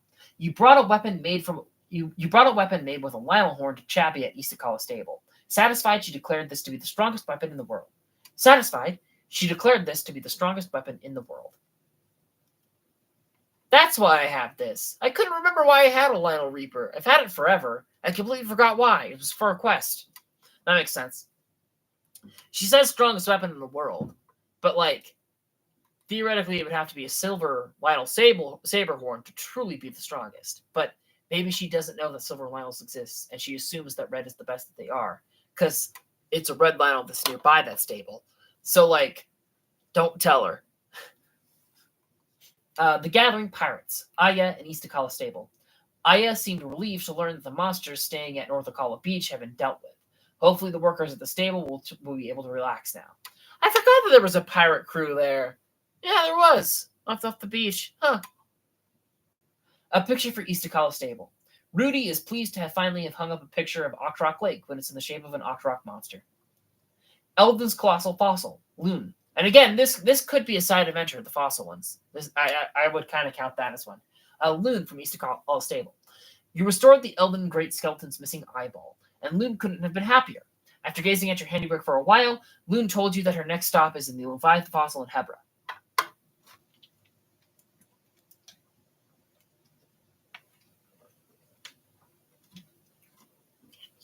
Hebra's Colossal Fossil from Loon in the Eldon Great Skeleton. You restored the missing fin and spine bones to the Great Hebra skeleton, absolutely making Loon's day. After she calmed down from the excitement of seeing a fully intact Leviathan fossil, she told you that she was off to visit the next one in Gerudo. And again, I can't remember, what are finger bones called? Is it metacarpals? Because carpals are the palm bones. Is metacarpal the name of the finger bones, or is that the equivalent of the palm bones in your feet? I can't remember. I can't remember what they're called. I should know this. It took anatomy a year ago. I should remember what the finger bones are called, and I can't. And I'm kicking myself over it. Gerudo's Colossal Fossil. You collected the pieces of the baby Leviathan fossil and assembled it in its rightful place at the Gerudo Great Skeleton. Loon was overjoyed to see the mother and child Leviathan side by side. Now she's very sad. Now that she's visited every Leviathan fossil, Loon seems content at last. And oh god, yeah, there's probably another one coming. It feels like there's another one coming. It's not though. I told you that was going to come back. I told you the bird was going to come back. I will say though, it is a little bit. I mean, I get it. Game development is a lengthy process, especially with a game this big. You have to cut corners somewhere, but it is a little bit annoying that the baby fossil is just the same model as the adult fossil and scaled down to the same pose and scratch marks and chipped bits and everything. Whereas if it's really a baby, you'd expect some of the bones to have not fused together yet. Since it's a unique individual, you'd expect there to be some slight variance in the skull shape, or for it to have died in a different pose. But apparently not. And also, where was that fossil in the original game? Where was the baby in the original game? How did it get above the mother? How did pieces of it get above the mother? That doesn't make sense. One-hit wonder from Parsi at South Akala Stable. You destroyed the ore deposit with a single blow and earned the contents within. Parsi is impressed with your weapon, and she's determined to make one just like it for herself. I can't exactly remember if there actually was an ore deposit next to her or not, but assuming that there was, or what would happen if you attacked it and didn't break it?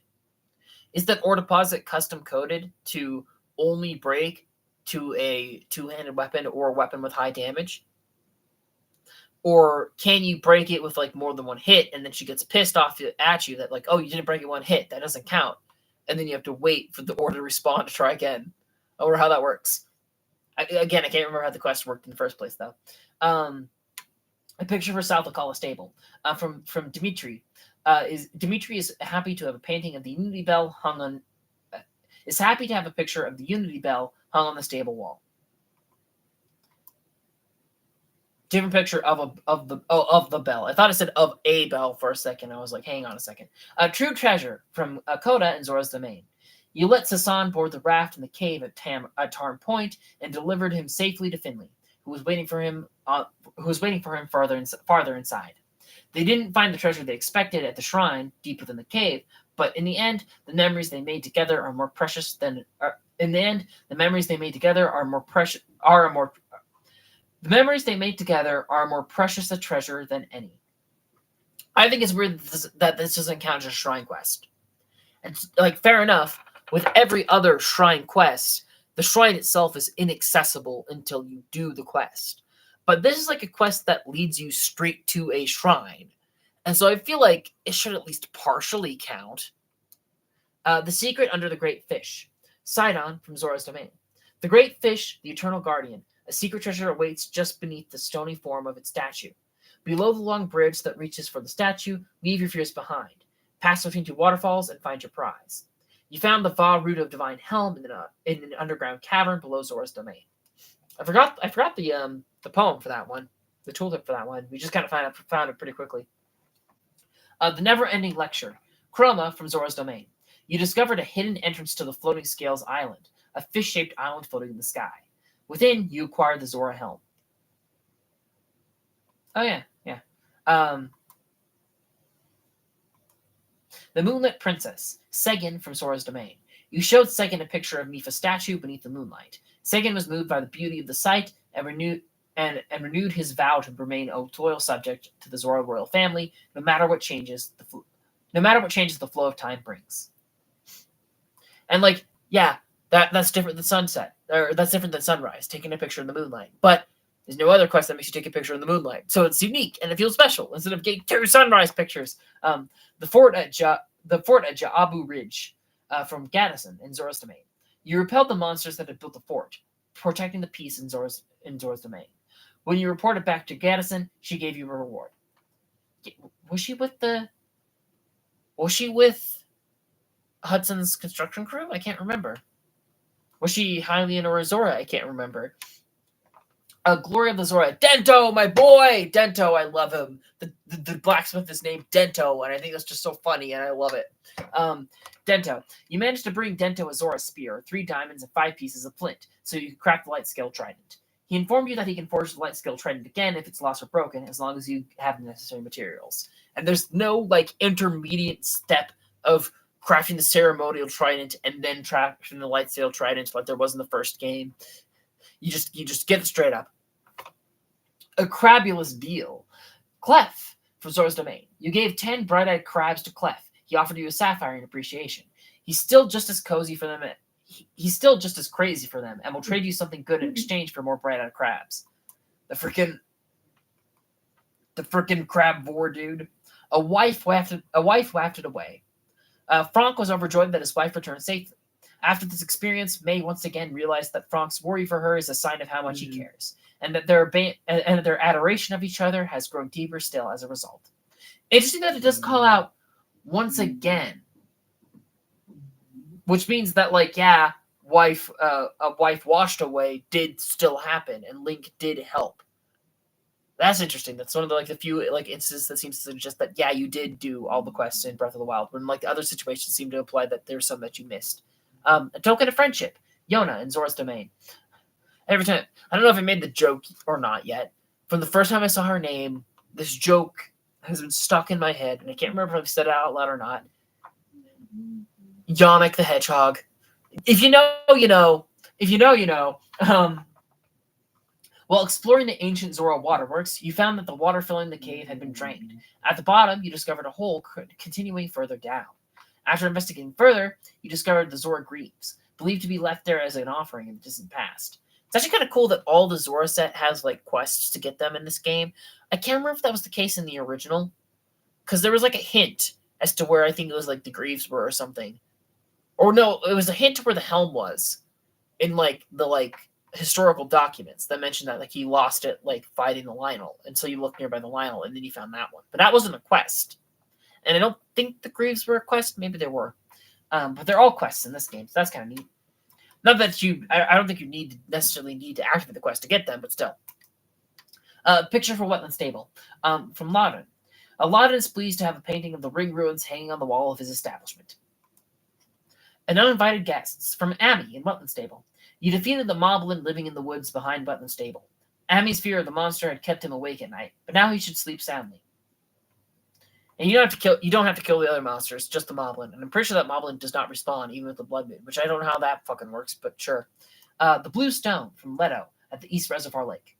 You brought a blue stone to Leto, who is delighted that he can now use it to prepare me for court. The ultimate dish, Moza from Rakala Hill's Well. Weird, like, because like this is closer to Zora's domain. You would expected that to be before Wetland Stable, but okay. The ultimate dish, Moza at the Rakaka Hills Well. Moza turned the failed dish you gave her into monster stew. No challenge is too great for that master chef. She's ready to remake any dubious or rock-hard food you bring her. Which is a very cool mechanic, a bit out of the way to be worth it, but still cool. That is an option. Mired Muck, Baz, in the Upland Zora Skyview Tower. Baz got sludge in his gills and again, this is closer to Zora's domain than this one. So that's weird. Baz got sludge in his gills and was suffering so much that he couldn't move. Now that the sludge is gone, he's safe. You received a Zora spear as a thank you gift. It also says sludge in his gills specifically wording, which again implies that maybe this would still be a quest if you did the regional phenomena first. Because like I remember it being completely covered in muck, not just in his gills. And so maybe that's just like the roundabout way of saying like, oh hey, there's multiple stages you can find him in. Out of the inn, Die in Kakariko Village. Die. Oh no, you've killed me. Always return to the inn, free to Die from the responsibility of watching over it. And better yet, now you can sleep there. Oh yeah, the guy that was like super tired and whatnot. Yeah. The guy that was super tired wasn't there to like because he was sleeping on the ancient like tablet that the researchers were studying, yeah.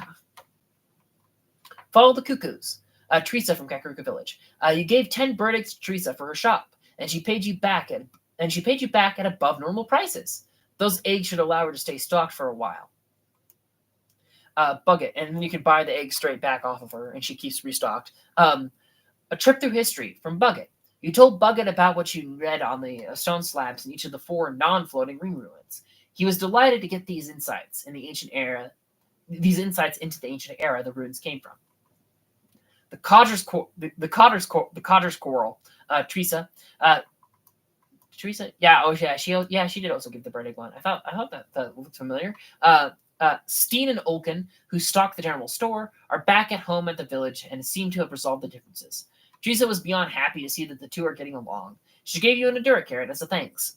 And even after that tip, I never put a shield on my weapon because that's just kind of pointless, in my opinion, in the grand scheme of things. And a weapon on the shield, that is useful, in my opinion, but I didn't use the shield enough to justify it, and I kept forgetting to do it, and then I didn't do it. Oops.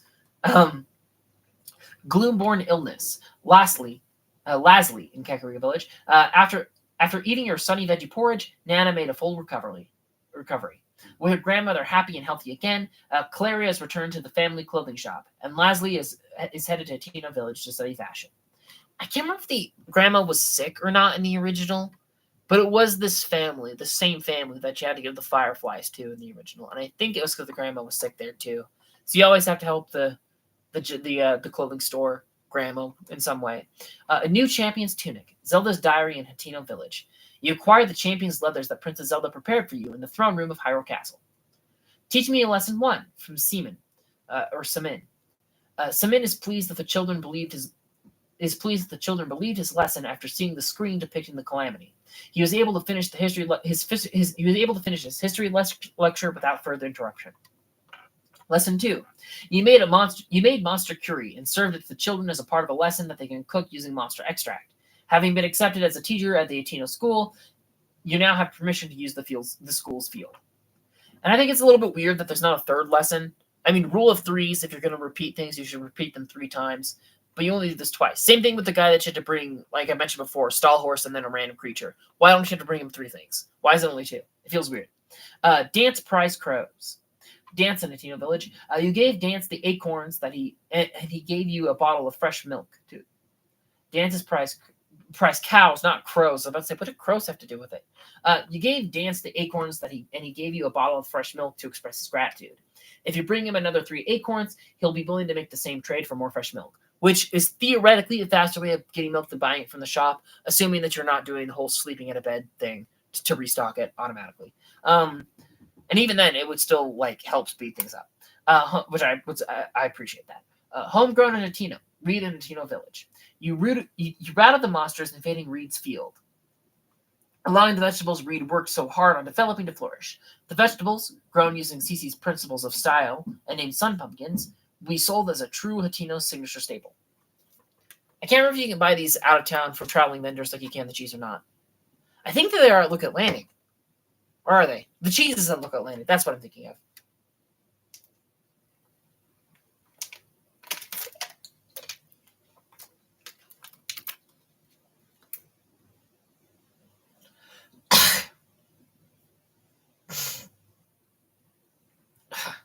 I had some snot, like, right on the border of, like, my nostrils and my throat, and that felt really weird. Photographing a choo-choo. From Sage. Sage was struck by inspiration upon seeing your choo-choo picture and was able to finalize his fabric. If you take any other pictures that could serve as reference for the fabric Sage wants to make, be sure to show them to him. Yeah, that is what it said. Uma's garden. Uma grew something for you in her garden to celebrate you becoming a professor. She was very pleased with the first harvest. You're free to use the garden's bounty as you please. If you talk to Uma again, she can plant something else there instead. And, like, I guess you could argue that this is technically the third part of Teach Me a Lesson, but then why isn't it next to those on the quest list? Why is it down here? Manny's beloved. You delivered the 10 hot-footed frogs to Manny and received a reward. Manny confessed that he was the one who wanted to catch Evie's eye. His plan now is to find the remaining hot-footed frogs on his own. And it's kind of weird that, like, because there's all these quests that have, like, been brought over to the sequel as, like, a tribute to the one in the original. But this one feels weird because, at least in my opinion, the frogs are easier to catch than the crickets. So the old game had the hard version, and then this game has the easy version. I don't know why that is. That feels backwards. But then again, they didn't know they were going to make a sequel back then, so they didn't know that they were going to have to change what animal you had to catch. So, like, retrospect is 2020, but still. Lurelin Resort Project. From Rosal in Lurelin Village. With Tally and Shabone's help, the water rally courses was completed in no time. Mm-hmm. Talk to Bolson when you want to put your skills to the test in the Lurelin water rally. Dad's blue shirt from Zuda. You found the iron chest containing Zuda's father's precious blue shirt. After you and Zuda reported to Sebasto, he rewarded you by giving you the shirt. And I love the Island Lobster shirt. So cute. It is basically just like a low detail, silly version of the Champions 2 when you really think about it. But I appreciate me a Wind Waker reference, and I appreciate me a light blue Link. A way to trade washed away. Garini. You gave a boat to Garini. He quickly rebuilt it as a trading vessel and reopened his general store. I find it weird that you can still grab the store when he yells at you for it. It's a little bit whack. But I'm going to point this out as weird. A way to trade washed away. A wife washed away was a quest in the original, and they may have attributed that with a wife wafted away in this game.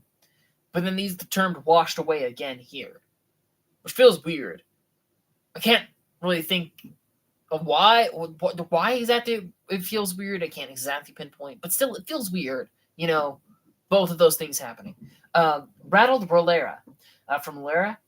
After her extended stay in Atino Village, Rolera returned to Lurelin Village and created a flag for the small fishing town. To thank you for your help, she gave you a cloth with the same design as the flag. If you go to the dye shop in Atino Village, they may show you how to use it. They may show you how to use it. So yeah, it does like point you in the right direction when you get a claw from another quest line. A picture for Dueling Peak Stable. Tesseren at the Dueling Peak Stable. Tesseren is quite pleased to have a picture of Hyrule's finest sunrise hung on the wall. I mean, he does refer to it as the finest sunrise, but it is still weird that it doesn't call out like it's like sunrise over what was it like Ebon? What was it called? Tuft. I was completely off. Tuft Mountain. A bottled cry for help. A bottled letter. You found Chuman trapped in a cave in the eastern cliffs of Malfa Point. You saved him by removing the rock blocking the exit. And yeah, it doesn't call out that it says that the cry for help was from a bottled letter, but I'd never found the bottled letter. And so looking at how much space is left there for potential paragraphs, maybe I did miss on like a part of this quest line it's saying that I checked off. Seeking the pirate hideout from Sasami and Eventide Island. Sasami. I know that name. I don't know if I recognized him when we met him on Eventide, but I recognize that name from Breath of the Wild.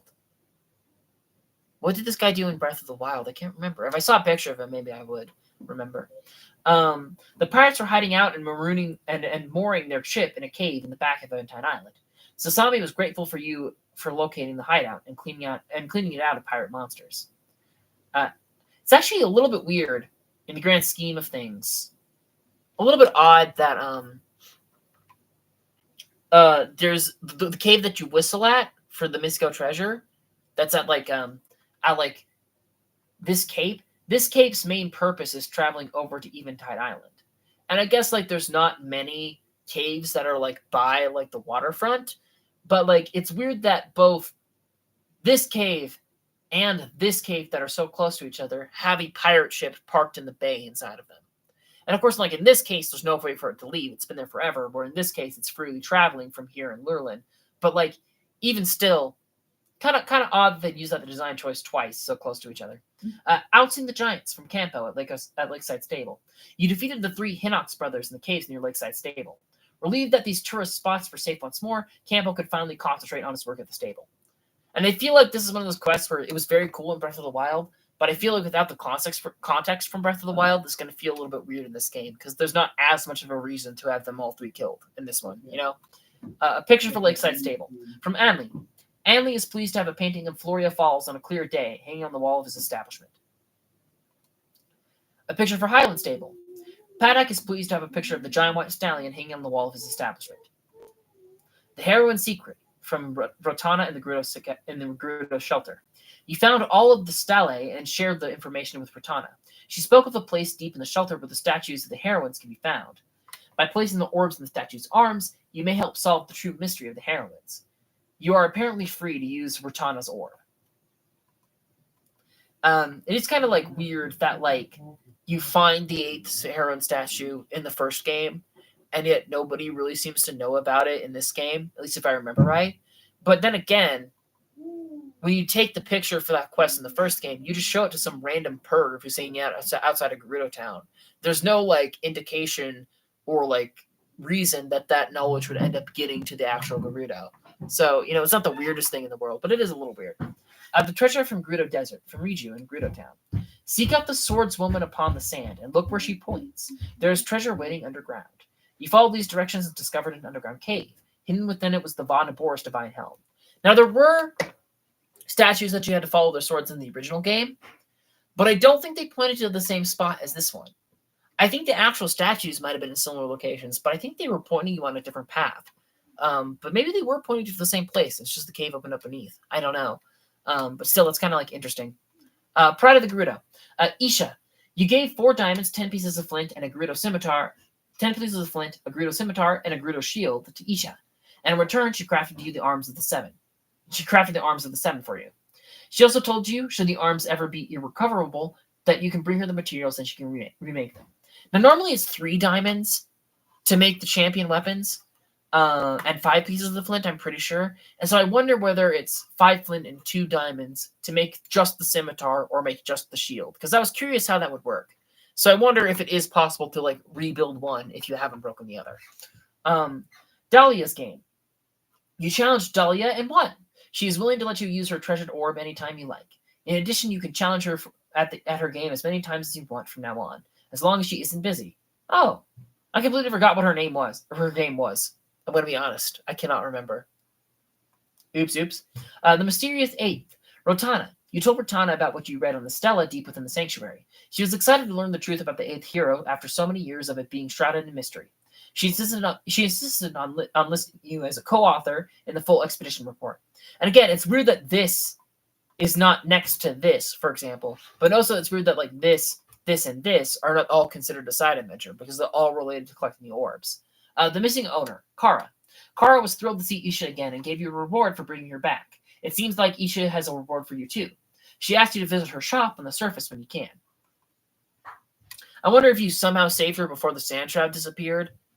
If like she'd meet you in the shelter place and say like, oh, I can't really give you the reward I was planning on until the surface shop is opened up and repaired again. I wonder if maybe that's a thing.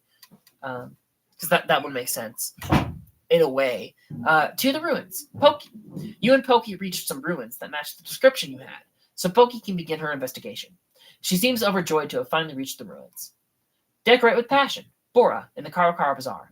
Bora was troubled by Mentor's request. She was unsure how to go about decorating a weapon, but once you showed her a weapon that sparkled and radiated burning passion, her glory subsided. To thank you for your help, she gave you an item that you could attach to a weapon of your own. Actually, I wonder. Yeah, I don't. I have my sapphire rod still, and I have my topaz rod still. I'm pretty sure it was a spear or something I taped the ruby to, and I could not remember if I still had that or if I broke that down with Pellison. And I'm pretty sure I broke that down with Pellison to get the ruby back for money. Lost in the Dunes. Benja in the Karakara Bazaar. You rescued Ponthos, a missing caravan traveler from the sinkhole. As a reward, he gave you his prized orb. He said there is someone in Gerudo Town who knows more about the orb. Again, a part of the orb quest. A picture for Closed Stable 1. Piaf is pleased to have a painting of the smiling spectacled rock hung up on the wall of his establishment. Closed Stable 2. Pilaf is pleased to have a picture of the forgotten sword hung on the wall of the stable. Funny that there's a picture quest and a Korok there right next to the Gliok. Piaf packed away. You tidied the clutter filling up the stable. Now Gerudo Canyon Stable can finally close its doors once and for all. Pilaf was appreciative, but he seemed a little sad. Gliok Guts, Millennia, and Gerudo Canyon. You delivered the Gliok Guts that Millennia needed to cure her husband Platt's illness. He's back in good health, so they now intend to continue their wedding adventure. I wonder if they're... I can't remember if we did, because I feel like we did run... Oh, yeah, we did! They're on Satori Mountain right now. I was about to say, I can't remember if we ran into them after that or not, but yeah, they're on Satori Mountain. They are having a nice little adventure together. How cute. Disaster in Gerudo Canyon. Quincy. Quincy and his friends were lost in Gerudo Canyon. Gerudo Canyon Pass. This is where you got the quest. They were lost in Gerudo Canyon, but you reunited them. It looks like they'll resume traveling together. I wonder if it tells you like which ones you have and haven't like rescued or not, or if it just says, oh, there's like 2 left. I wonder if it name drops them or not. The Great Tumbleweed Purge from Barlow's in Gerudo Canyon. You cleared up the tumbleweeds that were piling up in the mountain of garbage. After they were gone, Barlow's gave you her thanks and was eager to take on cleaning up the garbage pile. Somehow. I'm actually going to throw this out. That quest was here. Does that count as Gerudo Canyon? I guess it's kind of a part of the same canyon range in a way. But this is the Tawabab, which I would not consider a part of Gerudo Canyon. I don't think this counts, but I guess it does. Heat endurance contest. Rado, you managed to, and again, Gerudo Canyon. Now I'm gonna call bullshit. I'm gonna call bullshit on that one. This is not Gerudo Canyon. This is Mount Granage. That's not a part of the canyon. That's a part of the mountains around the canyon. But okay. You managed to defeat Rado in his heat endurance contests. Recognizing your mighty endurance, Rado departed on a training journey to temper himself even further. I wonder if you can find him training in multiple spots, or if it's just at the end of Akkala. Or, not Akkala, Eldin, not Eldin, above the forest. You know what I mean. Cold endurance contest. You managed to defeat Rado in his cold endurance contest. However, Rado refused to take your victory lying down and immediately challenged you to a heat endurance contest. I don't know if that implies that cold endurance is easier than heat endurance. I guess it kind of is, because the Rito Village stuff you can get before entering the cold. Well, no, can you? Because the blizzard's already started. Because you can't get the heat Gerudo like Vogue gear to fight the heat until you pass through the desert. And so you usually have to hit heat before you get heat resist. But the cold outfit, and of course you don't have to use the outfits. You don't actually know. He's saying that you literally can't use the outfits here. You have to use food or something. But yeah, you know what I mean. The Iceless Ice House. Anki. Anchi? I'm going to guess Anchi. In the Northern Ice House. You gave Anchi the ice she asked for, and she let you know that you can always come back and keep helping her since she'll probably need more ice at least once a day. She'll even prepare some rewards for you as thanks for your help. Oh, it's kind of a shame we didn't go back. I wonder what the rewards could have been. It would be kind of funny if she gave us a noble pursuit. Where are the wells? Farah. You told Farah that... Oh, it doesn't say where she is. Where you got the quest. That's weird. Because I don't think she starts in the Lookout Landing well. I think there's another well that she starts in. It's weird that it doesn't tell you where you first meet her. That's odd. That has no. That's like the only quest in this game that has no location. You told Farah the location of all the wells in Hyrule. She was delighted and said she intends to set out on a journey to visit all of them. Ancient blades below, mining construct in the Spirit Temple. You handed over the Zonite that the mining construct requested. It gave you an ancient blade in exchange. Should you need another, the construct will trade you again for an additional 10 for. If you should you need another, the construct will trade with you again for an additional 50 pieces of Zonite. The North Lomai Prophecy, mysterious voice in the North Lomai Labyrinth. The labyrinths in the northeast Tabantha were meant to test the talents of those who entered, built by someone calling themselves the Ruler of Owls. You don't understand any more than that. If anything, this experience has only deepened this mystery. The mystery. The Lomai Labyrinth Island Prophecy. Weird that it's North Island and then South this time, when it was South, North, and then Island in the previous game. That's odd. I don't know if that matters. Maybe, because that's the difficulty order. Maybe it's a different in the quest order. The Lomai Labyrinth Island Prophecy. The labyrinths in the Akala Sea were trials to test the talents of those who entered, built by someone calling themselves the Ruler of Dragons. You don't understand any more than that. The South Lomai Prophecy. The labyrinths in the Eastern Gerudo region were trials to test the talents of those who entered, built by someone calling themselves the Ruler of Boars. It's actually... I wonder exactly what the logic is for the rulers of each of these locations. Because the Spring of Power is next to the Ruler of Dragons, when it would make sense for it to be next to the Ruler of Boars. But also... the Gerudo Desert is the home of Ganondorf, and so that also still tracks for Ruler of Boars. And then for Wisdom, Lunaru is Wisdom and it's icy. Hebra is Wisdom and it's icy. And more to the point, the Rito are the birds and they live there, so owls have ties there too, I guess. So I guess that still does all make sense. And now we've gotten past them being listed by location, and we've gotten to like quests where like there's multiple related quests in different regions, I guess, kind of. The Goddess Statue of Wisdom. The Goddess Statue in the Spring of Wisdom. To restore the toppled Mother Goddess Statue, you offered the Blue Spirit Niger's Claw at the Spring of Wisdom. Assisting the Goddess Statues at the other springs will apparently help restore the Mother Goddess Statue. Statue of Power. To restore the toppled Mother Goddess Statue, you offered the Red Spirit Dinral's Claw at the Spring of Power. The Goddess Statue of Courage. To restore the toppled Mother Goddess Statue, you offered the Golden Spirit Ferocious Claw at the Spring of Courage. The Mother Goddess Statue. Goddess Statue at the Forgotten Temple. Answering the pleas of the Goddess Statues at the three springs of Wisdom, Power, and Courage has restored the Mother Goddess Statue in the Forgotten Temple, from whom you received the White Sword of the Sky. Has restored the Mother Goddess Statue in the Forgotten Temple, from whom you received the White Sword of the Sky. Wisdom, Power, and Courage. I think the order... I can't remember if that's the order that we were recommended to do them in the first game or not. Because I think I did them Power, Wisdom, Courage this time.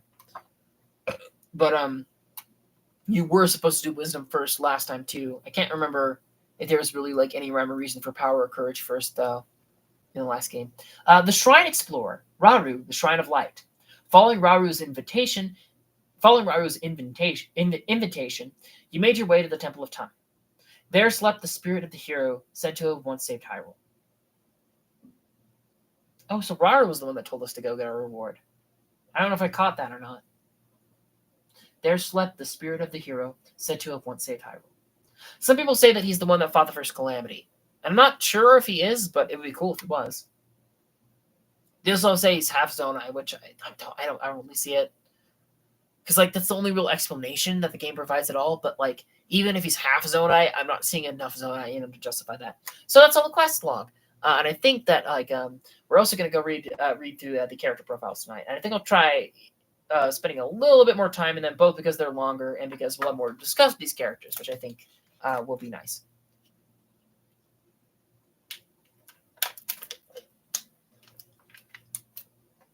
Zelda, Princess of Hyrule. I appreciate that they have both her out from the start of the game, and then also her sort of flashback Zonai outfit. It just struck me as a little bit weird that they bothered redesigning her in the first place. I guess it's probably because the trailer. I think she had this outfit on in the trailer, and the trailer came like out so before they had done anything for the game. But whatever. Zelda, the Princess of Hyrule, the heir to a power that imprisons the darkness. She sacrificed her freedom over 100 years ago to keep Calamity Ganon sealed away and prevent him from further destroying Hyrule. After Link helped free her from that long duty, she committed herself to rebuilding and restoring Hyrule, but has now gone missing. People, Hylian. Purah. Oh, okay. I glanced like down. I'll get to it though. I'll get to why I said in a second. Purah, head of Lookout Landing, and they have both her design from this game and also the child version from the last game. I just not noticing that she had her goggles both times. I don't remember them from the last game at all. The highest authority on ancient technology. She has served Princess Zelda's family for much of her life and has worked with the princess to research the Zonai civilization. Most recently, they started an investigation into the outbreak of gloom. She has used herself as a test subject in her experiments. Despite being over a century in age, she reversed her aging to the extreme and actually looked like a child not too long ago. People, Hylian, parentheses, Sheikah. Okay, that was like the one thing I was curious about when I heard that like the character profiles included race. I was wondering how they were going to handle the Sheikah, because in Ocarina of Time, it's at least implied, at least from what I hear. Again, I haven't played it, I haven't watched a playthrough, but I've heard some things in the game. It's implied in Ocarina of Time that Hylians and Sheikah are different races, kind of like how the Goron and the Zora are different races, and the Rito and the Gerudo are different races. Hylian and Sheikah are considered separate races in that game. But I always thought that was a little bit weird, because visually and physically, there's no real difference between them. I thought that it makes sense if they were different races more in like the real life sense of the term, where it's like, in like fantasy settings, you have like orcs and trolls and dwarves and elves, and that would be like the Gorons, the Ritos, and the Zora. But I assumed that the difference between Hylian and Sheikah was more like in real life, or you have like British or French or Japanese or American or Indian, it's like based on like the region where you grew up in, but you're still like the same type of human at the end of the day. And so this seems to confirm that latter thing like is how it works. That like the Sheikah is like a separate like group, but they're the same species as the Hylian. That's I think that's what that means, and I'm really glad that's what that says, because that it's nice finally having some level of comparison of that. Because if it just said Sheikah, then that would throw out a whole other like range of questions of like, okay, how can you tell the difference between them? Do Hylians age as much as Sheikah do, or do they die faster? The can of worms.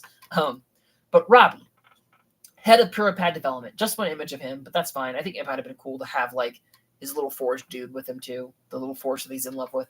An engineer whose eccentric style adds a lot to his reputation as a wild genius. He got that right. He once helped Link from his research facility in the Akkala Ancient Tech Lab. Since then, he's moved to the Itino Ancient Tech Lab to help Purah develop the Purah Pad. Robbie thinks he did much of the work on the device, so he's a bit grumpy that it's not named after him. I don't remember him bringing that up, but then again, that was like 3 months ago we talked to him, so. And he's Hylian Sheikah. Joshua, head of Depths Research, a young scientist whose genius earned her the role of heading up Depths Research. Joshua finds it thrilling to be working with Purah, and though she helps with various investigations into Princess Zelda's disappearance, she's glad to focus her time on the Depths. People, Hylian Sheikah. I'm actually curious, because like They did a lot of things in this game with like kids from the first game growing up and being like a bit bigger and taller and whatnot now. I wonder if Joshua was in the first game as a child in the Sheikah village in Kakariko. Because I only remember like the one you do the cooking with and Katla. That's the only ones I remember being kids in Kakariko. And so I doubt that she was there. But it would be kind of cool if there was this random kid named Joshua somewhere in the first game, and like people can like point back and like, ooh, look, ooh, that's where she came from. But also not really necessary because like Taro comes out of nowhere in this game. You would have expected to see him somewhere. And so like there's definitely just like people in this world that are like in the background that they're not relevant to the story, so they don't tell you about. And that's probably just what her deal is. But yeah, Sheikah.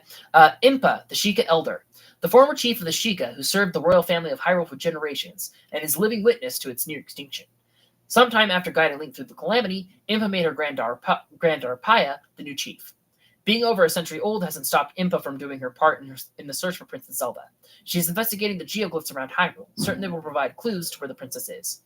People highly in Sheikah, and of course she doesn't really have any other designs to pull from, so of course there's just one image.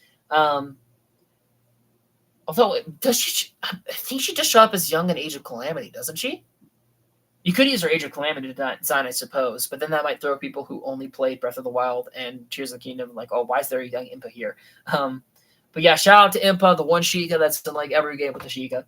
Paya, Chief of Kakariko Village. Sheikah Elder, Chief of Kakariko Village. Okay. The chief of the Sheikah tribe. She takes the duties intended from her grandmother Impa seriously. She takes the duties she inherited from her grandmother Impa seriously, and she draws strength in her own way from being a gentle soul at heart. She has considerable affection for Pink. She has considerable affection for Link, in part because of her grandmother's many tales about the hero who defeated the calamity, People Sheikah. And only one image of her, but this time I feel like you probably could have actually done two, because she had a slightly different outfit in the original. I know she didn't have the hat, but I'm also pretty sure the chin strap and necklace are new, and the belt might be new. I'm not sure. So you might have been able to have two images of her, but and yeah, the necklace and the belt, yeah, Impa has those too. So yeah, those are like elder bits of like elder gear. Tulin, the Sage of Wind, looks so happy. Oh, happy boy. You can't see his parents' feathers of the bow though. I just noticed like the blue ribbon. I was like, oh, can you see the parent feathers? You can't. Actually, maybe you can see a little bit of pink of his mother's underneath his armpit. Tulin, the Sage of Wind. A young Rito who fought at Link's side to save his village from a strange phenomenon. When Link first visited the village, Tulin was still a child, growing up in his father's shadow, and his eyes would light up seeing Link in action. Now he has shown true growth and proved himself a Rito warrior. Tulin has inherited a secret stone and awakened as the Sage of Wind. People, Rito. And actually, something I forgot to mention. There was a bit of dialogue in the first game that I don't think I ever encountered, but maybe I did. Where if you talk to Paya while Impa's in the room, you ask her like, oh, where does the name Paya come from? And she goes like, oh, it's because I have a birthmark shaped like a papaya. That's where I got my name from. And you ask like, oh, where's the birthmark? And she gets like all embarrassed and flustered. She goes like, oh, well, it's it's embarrassing. And then Impa just like cackles out and laughs in the corner. It's on her left butt cheek. And it's like, oh, Impa, you scallywag. Very funny sequence that I don't think I encountered myself. Teba, the new Rito Elder. A Rito warrior who once helped Link save the Rito village. He took up the mantle of village elder from Kenelli to become the new leader of his people. After his son Tulin joined Link to confront the strange phenomenon, he acknowledged him as a fully fledged warrior and entrusted him with his precious bow. People, Rito. Now, of course,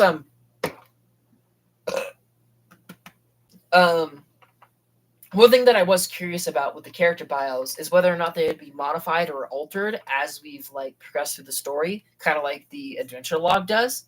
But so far, anytime there's like a new development in their story and their character, there's a new paragraph.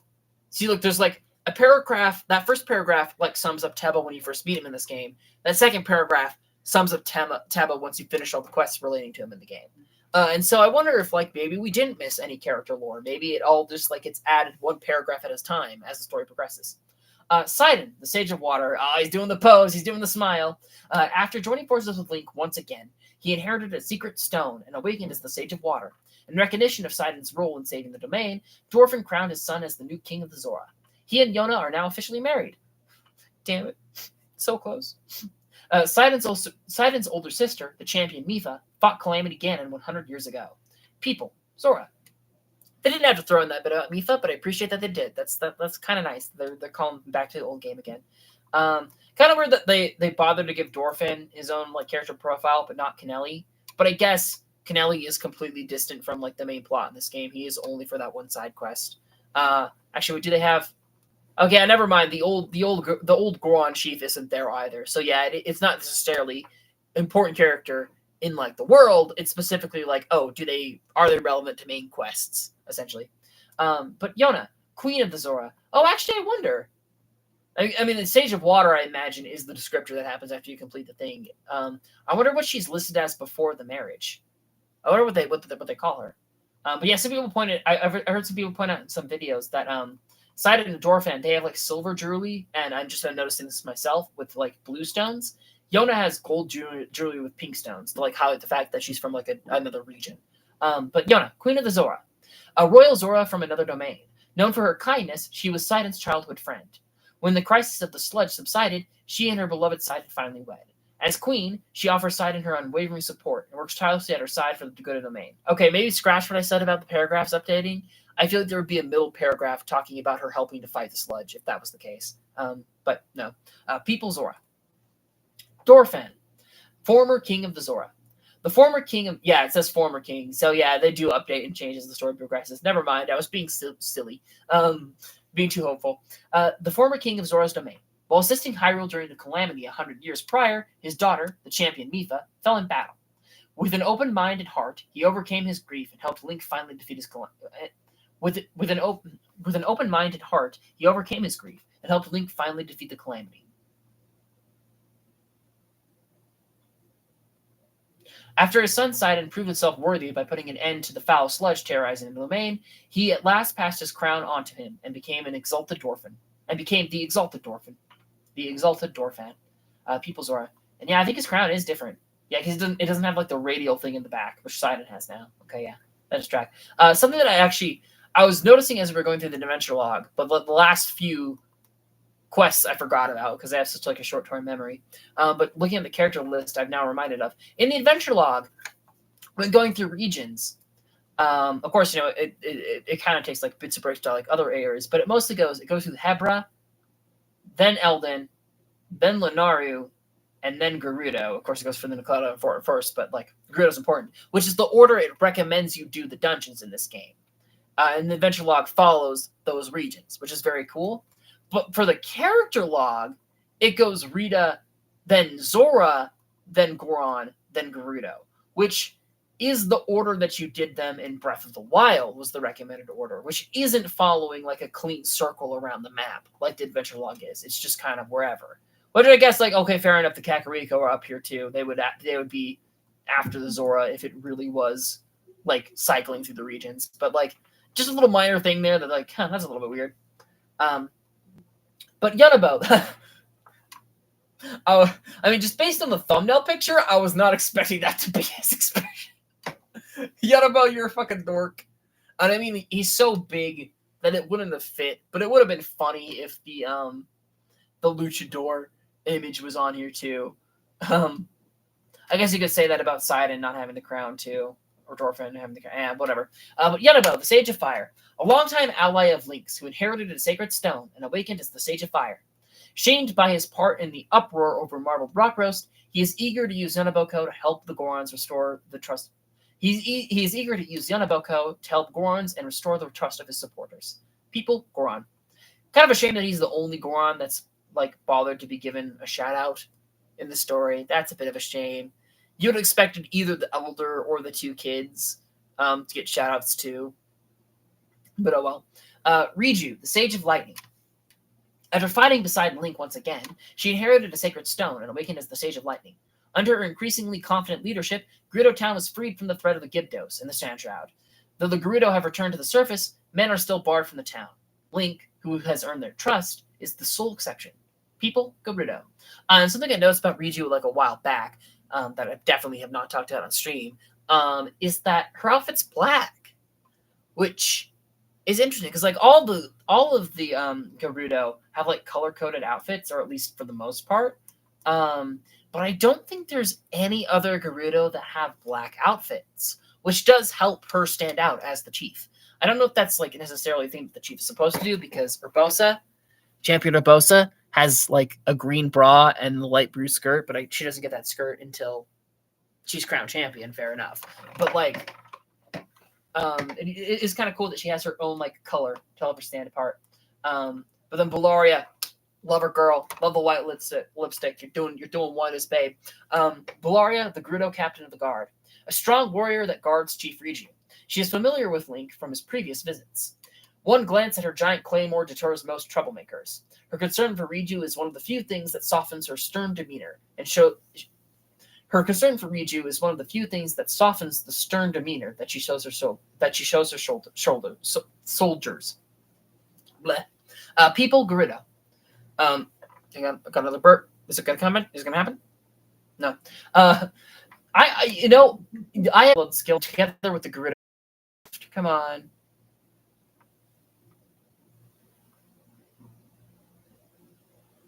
Try telling quality. Oh God, I don't know.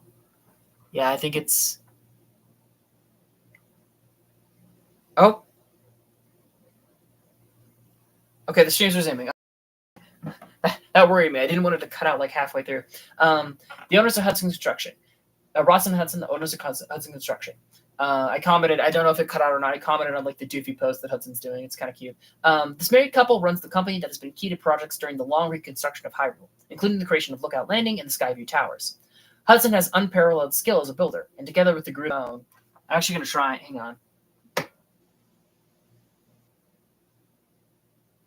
Quality, advanced. I'm just going to set it to the lowest quality possible, and that like prevents it from lagging. Because maybe it's not my stream going out, maybe it's the stream coming into my phone that's the problem. I don't know. But Taro, the Zonai leader, an explorer whose passion for field research is unrivaled. He lives to make big discoveries, and he spent a long time traveling solo, investigating ruins. He is also an expert in reading Zonai writing. Princess Zelda found him to be the perfect choice for leading the Zonai survey team. People, Hylian. Another regular little Hylian after Zelda. So, I will say, again, like, of course, like little things were leaked to me this game, like before playing it. From certain websites, I saw some interesting fan art of this guy in Link floating around. The internet has kind of taken to him to be like the new side, and I can't blame him. Hetsu, let's go! Spirited musician of the Korok Forest, a tree fairy with a song in his heart. He is only visible to certain people. The power of his dance can increase the size of Link's pouches, but he has trouble keeping track of his Korok seeds. His magical maracas require. It is kind of cool that it actually calls out. Yeah, he's only visible to certain people, which, like, of course, I questioned like a little bit in the back of my head of him being in Lookout Landing. Is nobody going to comment on the tree guy in Lookout Landing? But like, yeah, you can't see him. Nobody's commenting on him because they can't see him. And people Korok. And now there's actually an interesting bit here that I know. The Deku Tree, the Great Deku Tree. It's actually kind of cool art there, because usually he's so big you can't really see all of his face and the leaves with branches above him at the same time, because like they get lost behind the other leaves and branches of like the trees around him. But they just call him Deku Tree, not the Great Deku Tree. I wonder if that means anything. Probably not. Deku Tree, great spirit of the Korok Forest, a great tree spirit who has stood long vigil.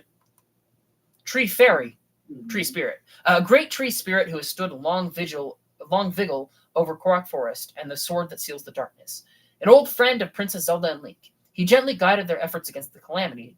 To Korok's living in the forest, he is both a father figure and a home, which is very sweet. It's very cute, and this is something that I heard someone mention in the comments, and it's one of the reasons I was excited to get here to the character profile. People, Korok. Now it does say people and not species, so that doesn't necessarily mean he is the same species as a Korok, but that does imply that there is an even stronger connection between the Deku Tree and the Koroks than we had at first assumed. And of course, the Deku Tree, the Deku Sprouts, the Kakariko, and the Koroks, they're always like interconnected a bit, but like The indication that the Deku Tree might just be a very, very big Korok, I don't think has ever like popped up before, and that would be an interesting like thing. Although, of course, then you run into the question of like, okay, well, if you can't see the Koroks, can everybody see the Great Deku Tree? Do they see a giant tree without a face? How does that work? And I don't know. And then also, like, the other thing that I'm going to comment on is it's very interesting that, like, I mean, I guess it doesn't super matter for the artwork, because, like, the artwork is, like, actually, no, it's not. Oh, yeah, it's not. Because, like, the Deku Tree is an environmental thing, so he is not cel-shaded, like most of the creatures are. Much like the Talos is and Evermeans, the Deku Tree is not cel-shaded. And it's very obvious in these profile pictures that everybody's cel-shaded, and then you get to him, who's not cel-shaded. But then also, even the painterly artwork, he even has a slightly different vibe than the other characters, which is interesting. Doesn't mean anything. It's just because, like, you know, artistic differences like that are hard to, like, get around, but still. Rauru, the Founding King. He just says Founding King instead of the Founding King or Founding King of Hyrule, but yeah, Founding King. The first King of Hyrule. The strange arm was one. The first King of Hyrule. The strange arm was once his. That's a little bit of a weird way to word it, but okay. As king, he did not hesitate to risk his own life for his people. After Zelda traversed time to the era of Hyrule's founding, he worked with her and the other 5 stages to imprison the Demon King. I think that did change, because I thought there was another paragraph about him before when he first started the game. Maybe not. But yeah, nice little owl necklace man. Rabbit boy, bunny boy. Mineru, the Sage of Spirit. The elder sister of Rauru, she helped her brother, the source of Link's right arm, fight the Demon King in her role as the Sage of Spirit long ago. When she was struck down in battle, she used her powers to preserve her spirit in the Purapad. She feels responsible for a Zonai secret stone. She feels responsible for a Zonai secret stone giving rise to the Demon King, and swore to Zelda that she would do everything in her power to defeat him in the present day. Does that imply... Because I thought Rauru was the one that gave Sonia her stone. And so if anyone, Rauru should feel guilt for Ganon. Not that either of them should. Somebody getting murdered and their stuff being stolen is not your fault. But, like, Rauru is more responsible for that stone being in Hyrule and Ganon's possession than Mineru. Weird that she'd be struck about it. Of course, people's own eye for both of them. Weird that she'd be struck up about it. But I've got to say, she actually looks very pretty and elegant in this shot. I guess you don't see her standing much in, like, most of the like cutscenes and whatnot. She's usually sitting in that little like chair of hers. But yeah, she's got a real elegant flowiness here. That's kind of nice. I never noticed the orange and black like sash around her either. It's kind of cool. And of course, she's got the little like Rauru's got the like fancy owl necklace. She's got the less fancy owl mask. But they both. Oh, actually, I just noticed that Rauru's earrings are a bit different too. They're like shard-like, where she's got the sort of bulb earrings that Sonia and Zelda have. Does Sonia have a character picture? Huh. I thought Sonia had a profile. She doesn't, though. That's weird. Master Koga, leader of the Yiga clan. Big and bad leader of the Yiga clan. Same doesn't call him the top banana. Head of the Yiga clan, an organization with a grudge against Hyrule. His grandiosity and inexplicable charisma inspire passionate loyalty. Originally thought to have been killed in battle with Link, he survived after falling into the depths of the world. Burning with an ambition to join the Magnificent One and guide the world to its end, he has sent his acolytes to all corners of Hyrule. People, Hylian Sheikah. That's interesting. Because, yeah, the Yiga are an offshoot of the Sheikah, but you think that it would say Hylian Sheikah then. But no, Hylian Sheikah. He's still considered a Sheikah. That's interesting. Yeah, big and bad leader of the Yiga clan, the top banana. Of course, his iconic pose that he does before basically every fight. I think at least. I think it's the pose he did in the first game at least. I'm pretty sure he did it in this one too. But yeah, Yiga, love him. Or no, Koga, love him. Funny dude. He's grand. I gotta say, his grandiosity and inexplicable charisma inspire passionate loyalty.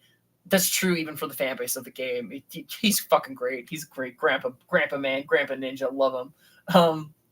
Demon King Ganondorf. Oh, now that's cool. Now, of course, this character profile doesn't get added until you beat Ganondorf. At least I'm pretty sure that's what it looked like. A little like... I don't know if I was recording that. But when I reloaded the Star Stave after finishing Ganondorf, the little like thing popped up in the right corner that said that I unlocked his character profile. But yeah, Having both Ganondorf in the bottom and then the Demon King in the top. That's pretty badass. I approve of that. That's cool looking. Demon King Ganondorf, the Menace Unleashed, an evil man who lived long ago in the era of Hyrule's founding. His legend claims that this Gerudo man fed on his bottomless ambition with great power and became a king of demons. He was imprisoned beneath Hyrule Castle for ages, but the magic holding him weakened when the castle was damaged during the calamity a century ago, and his power has steadily been growing since. He has revived as a threat beyond the knowledge of any. People, Gerudo, not demon. It does say Gerudo, because I guess it is Ganondorf and not Ganon. So yeah, that actually does turns track. But yeah.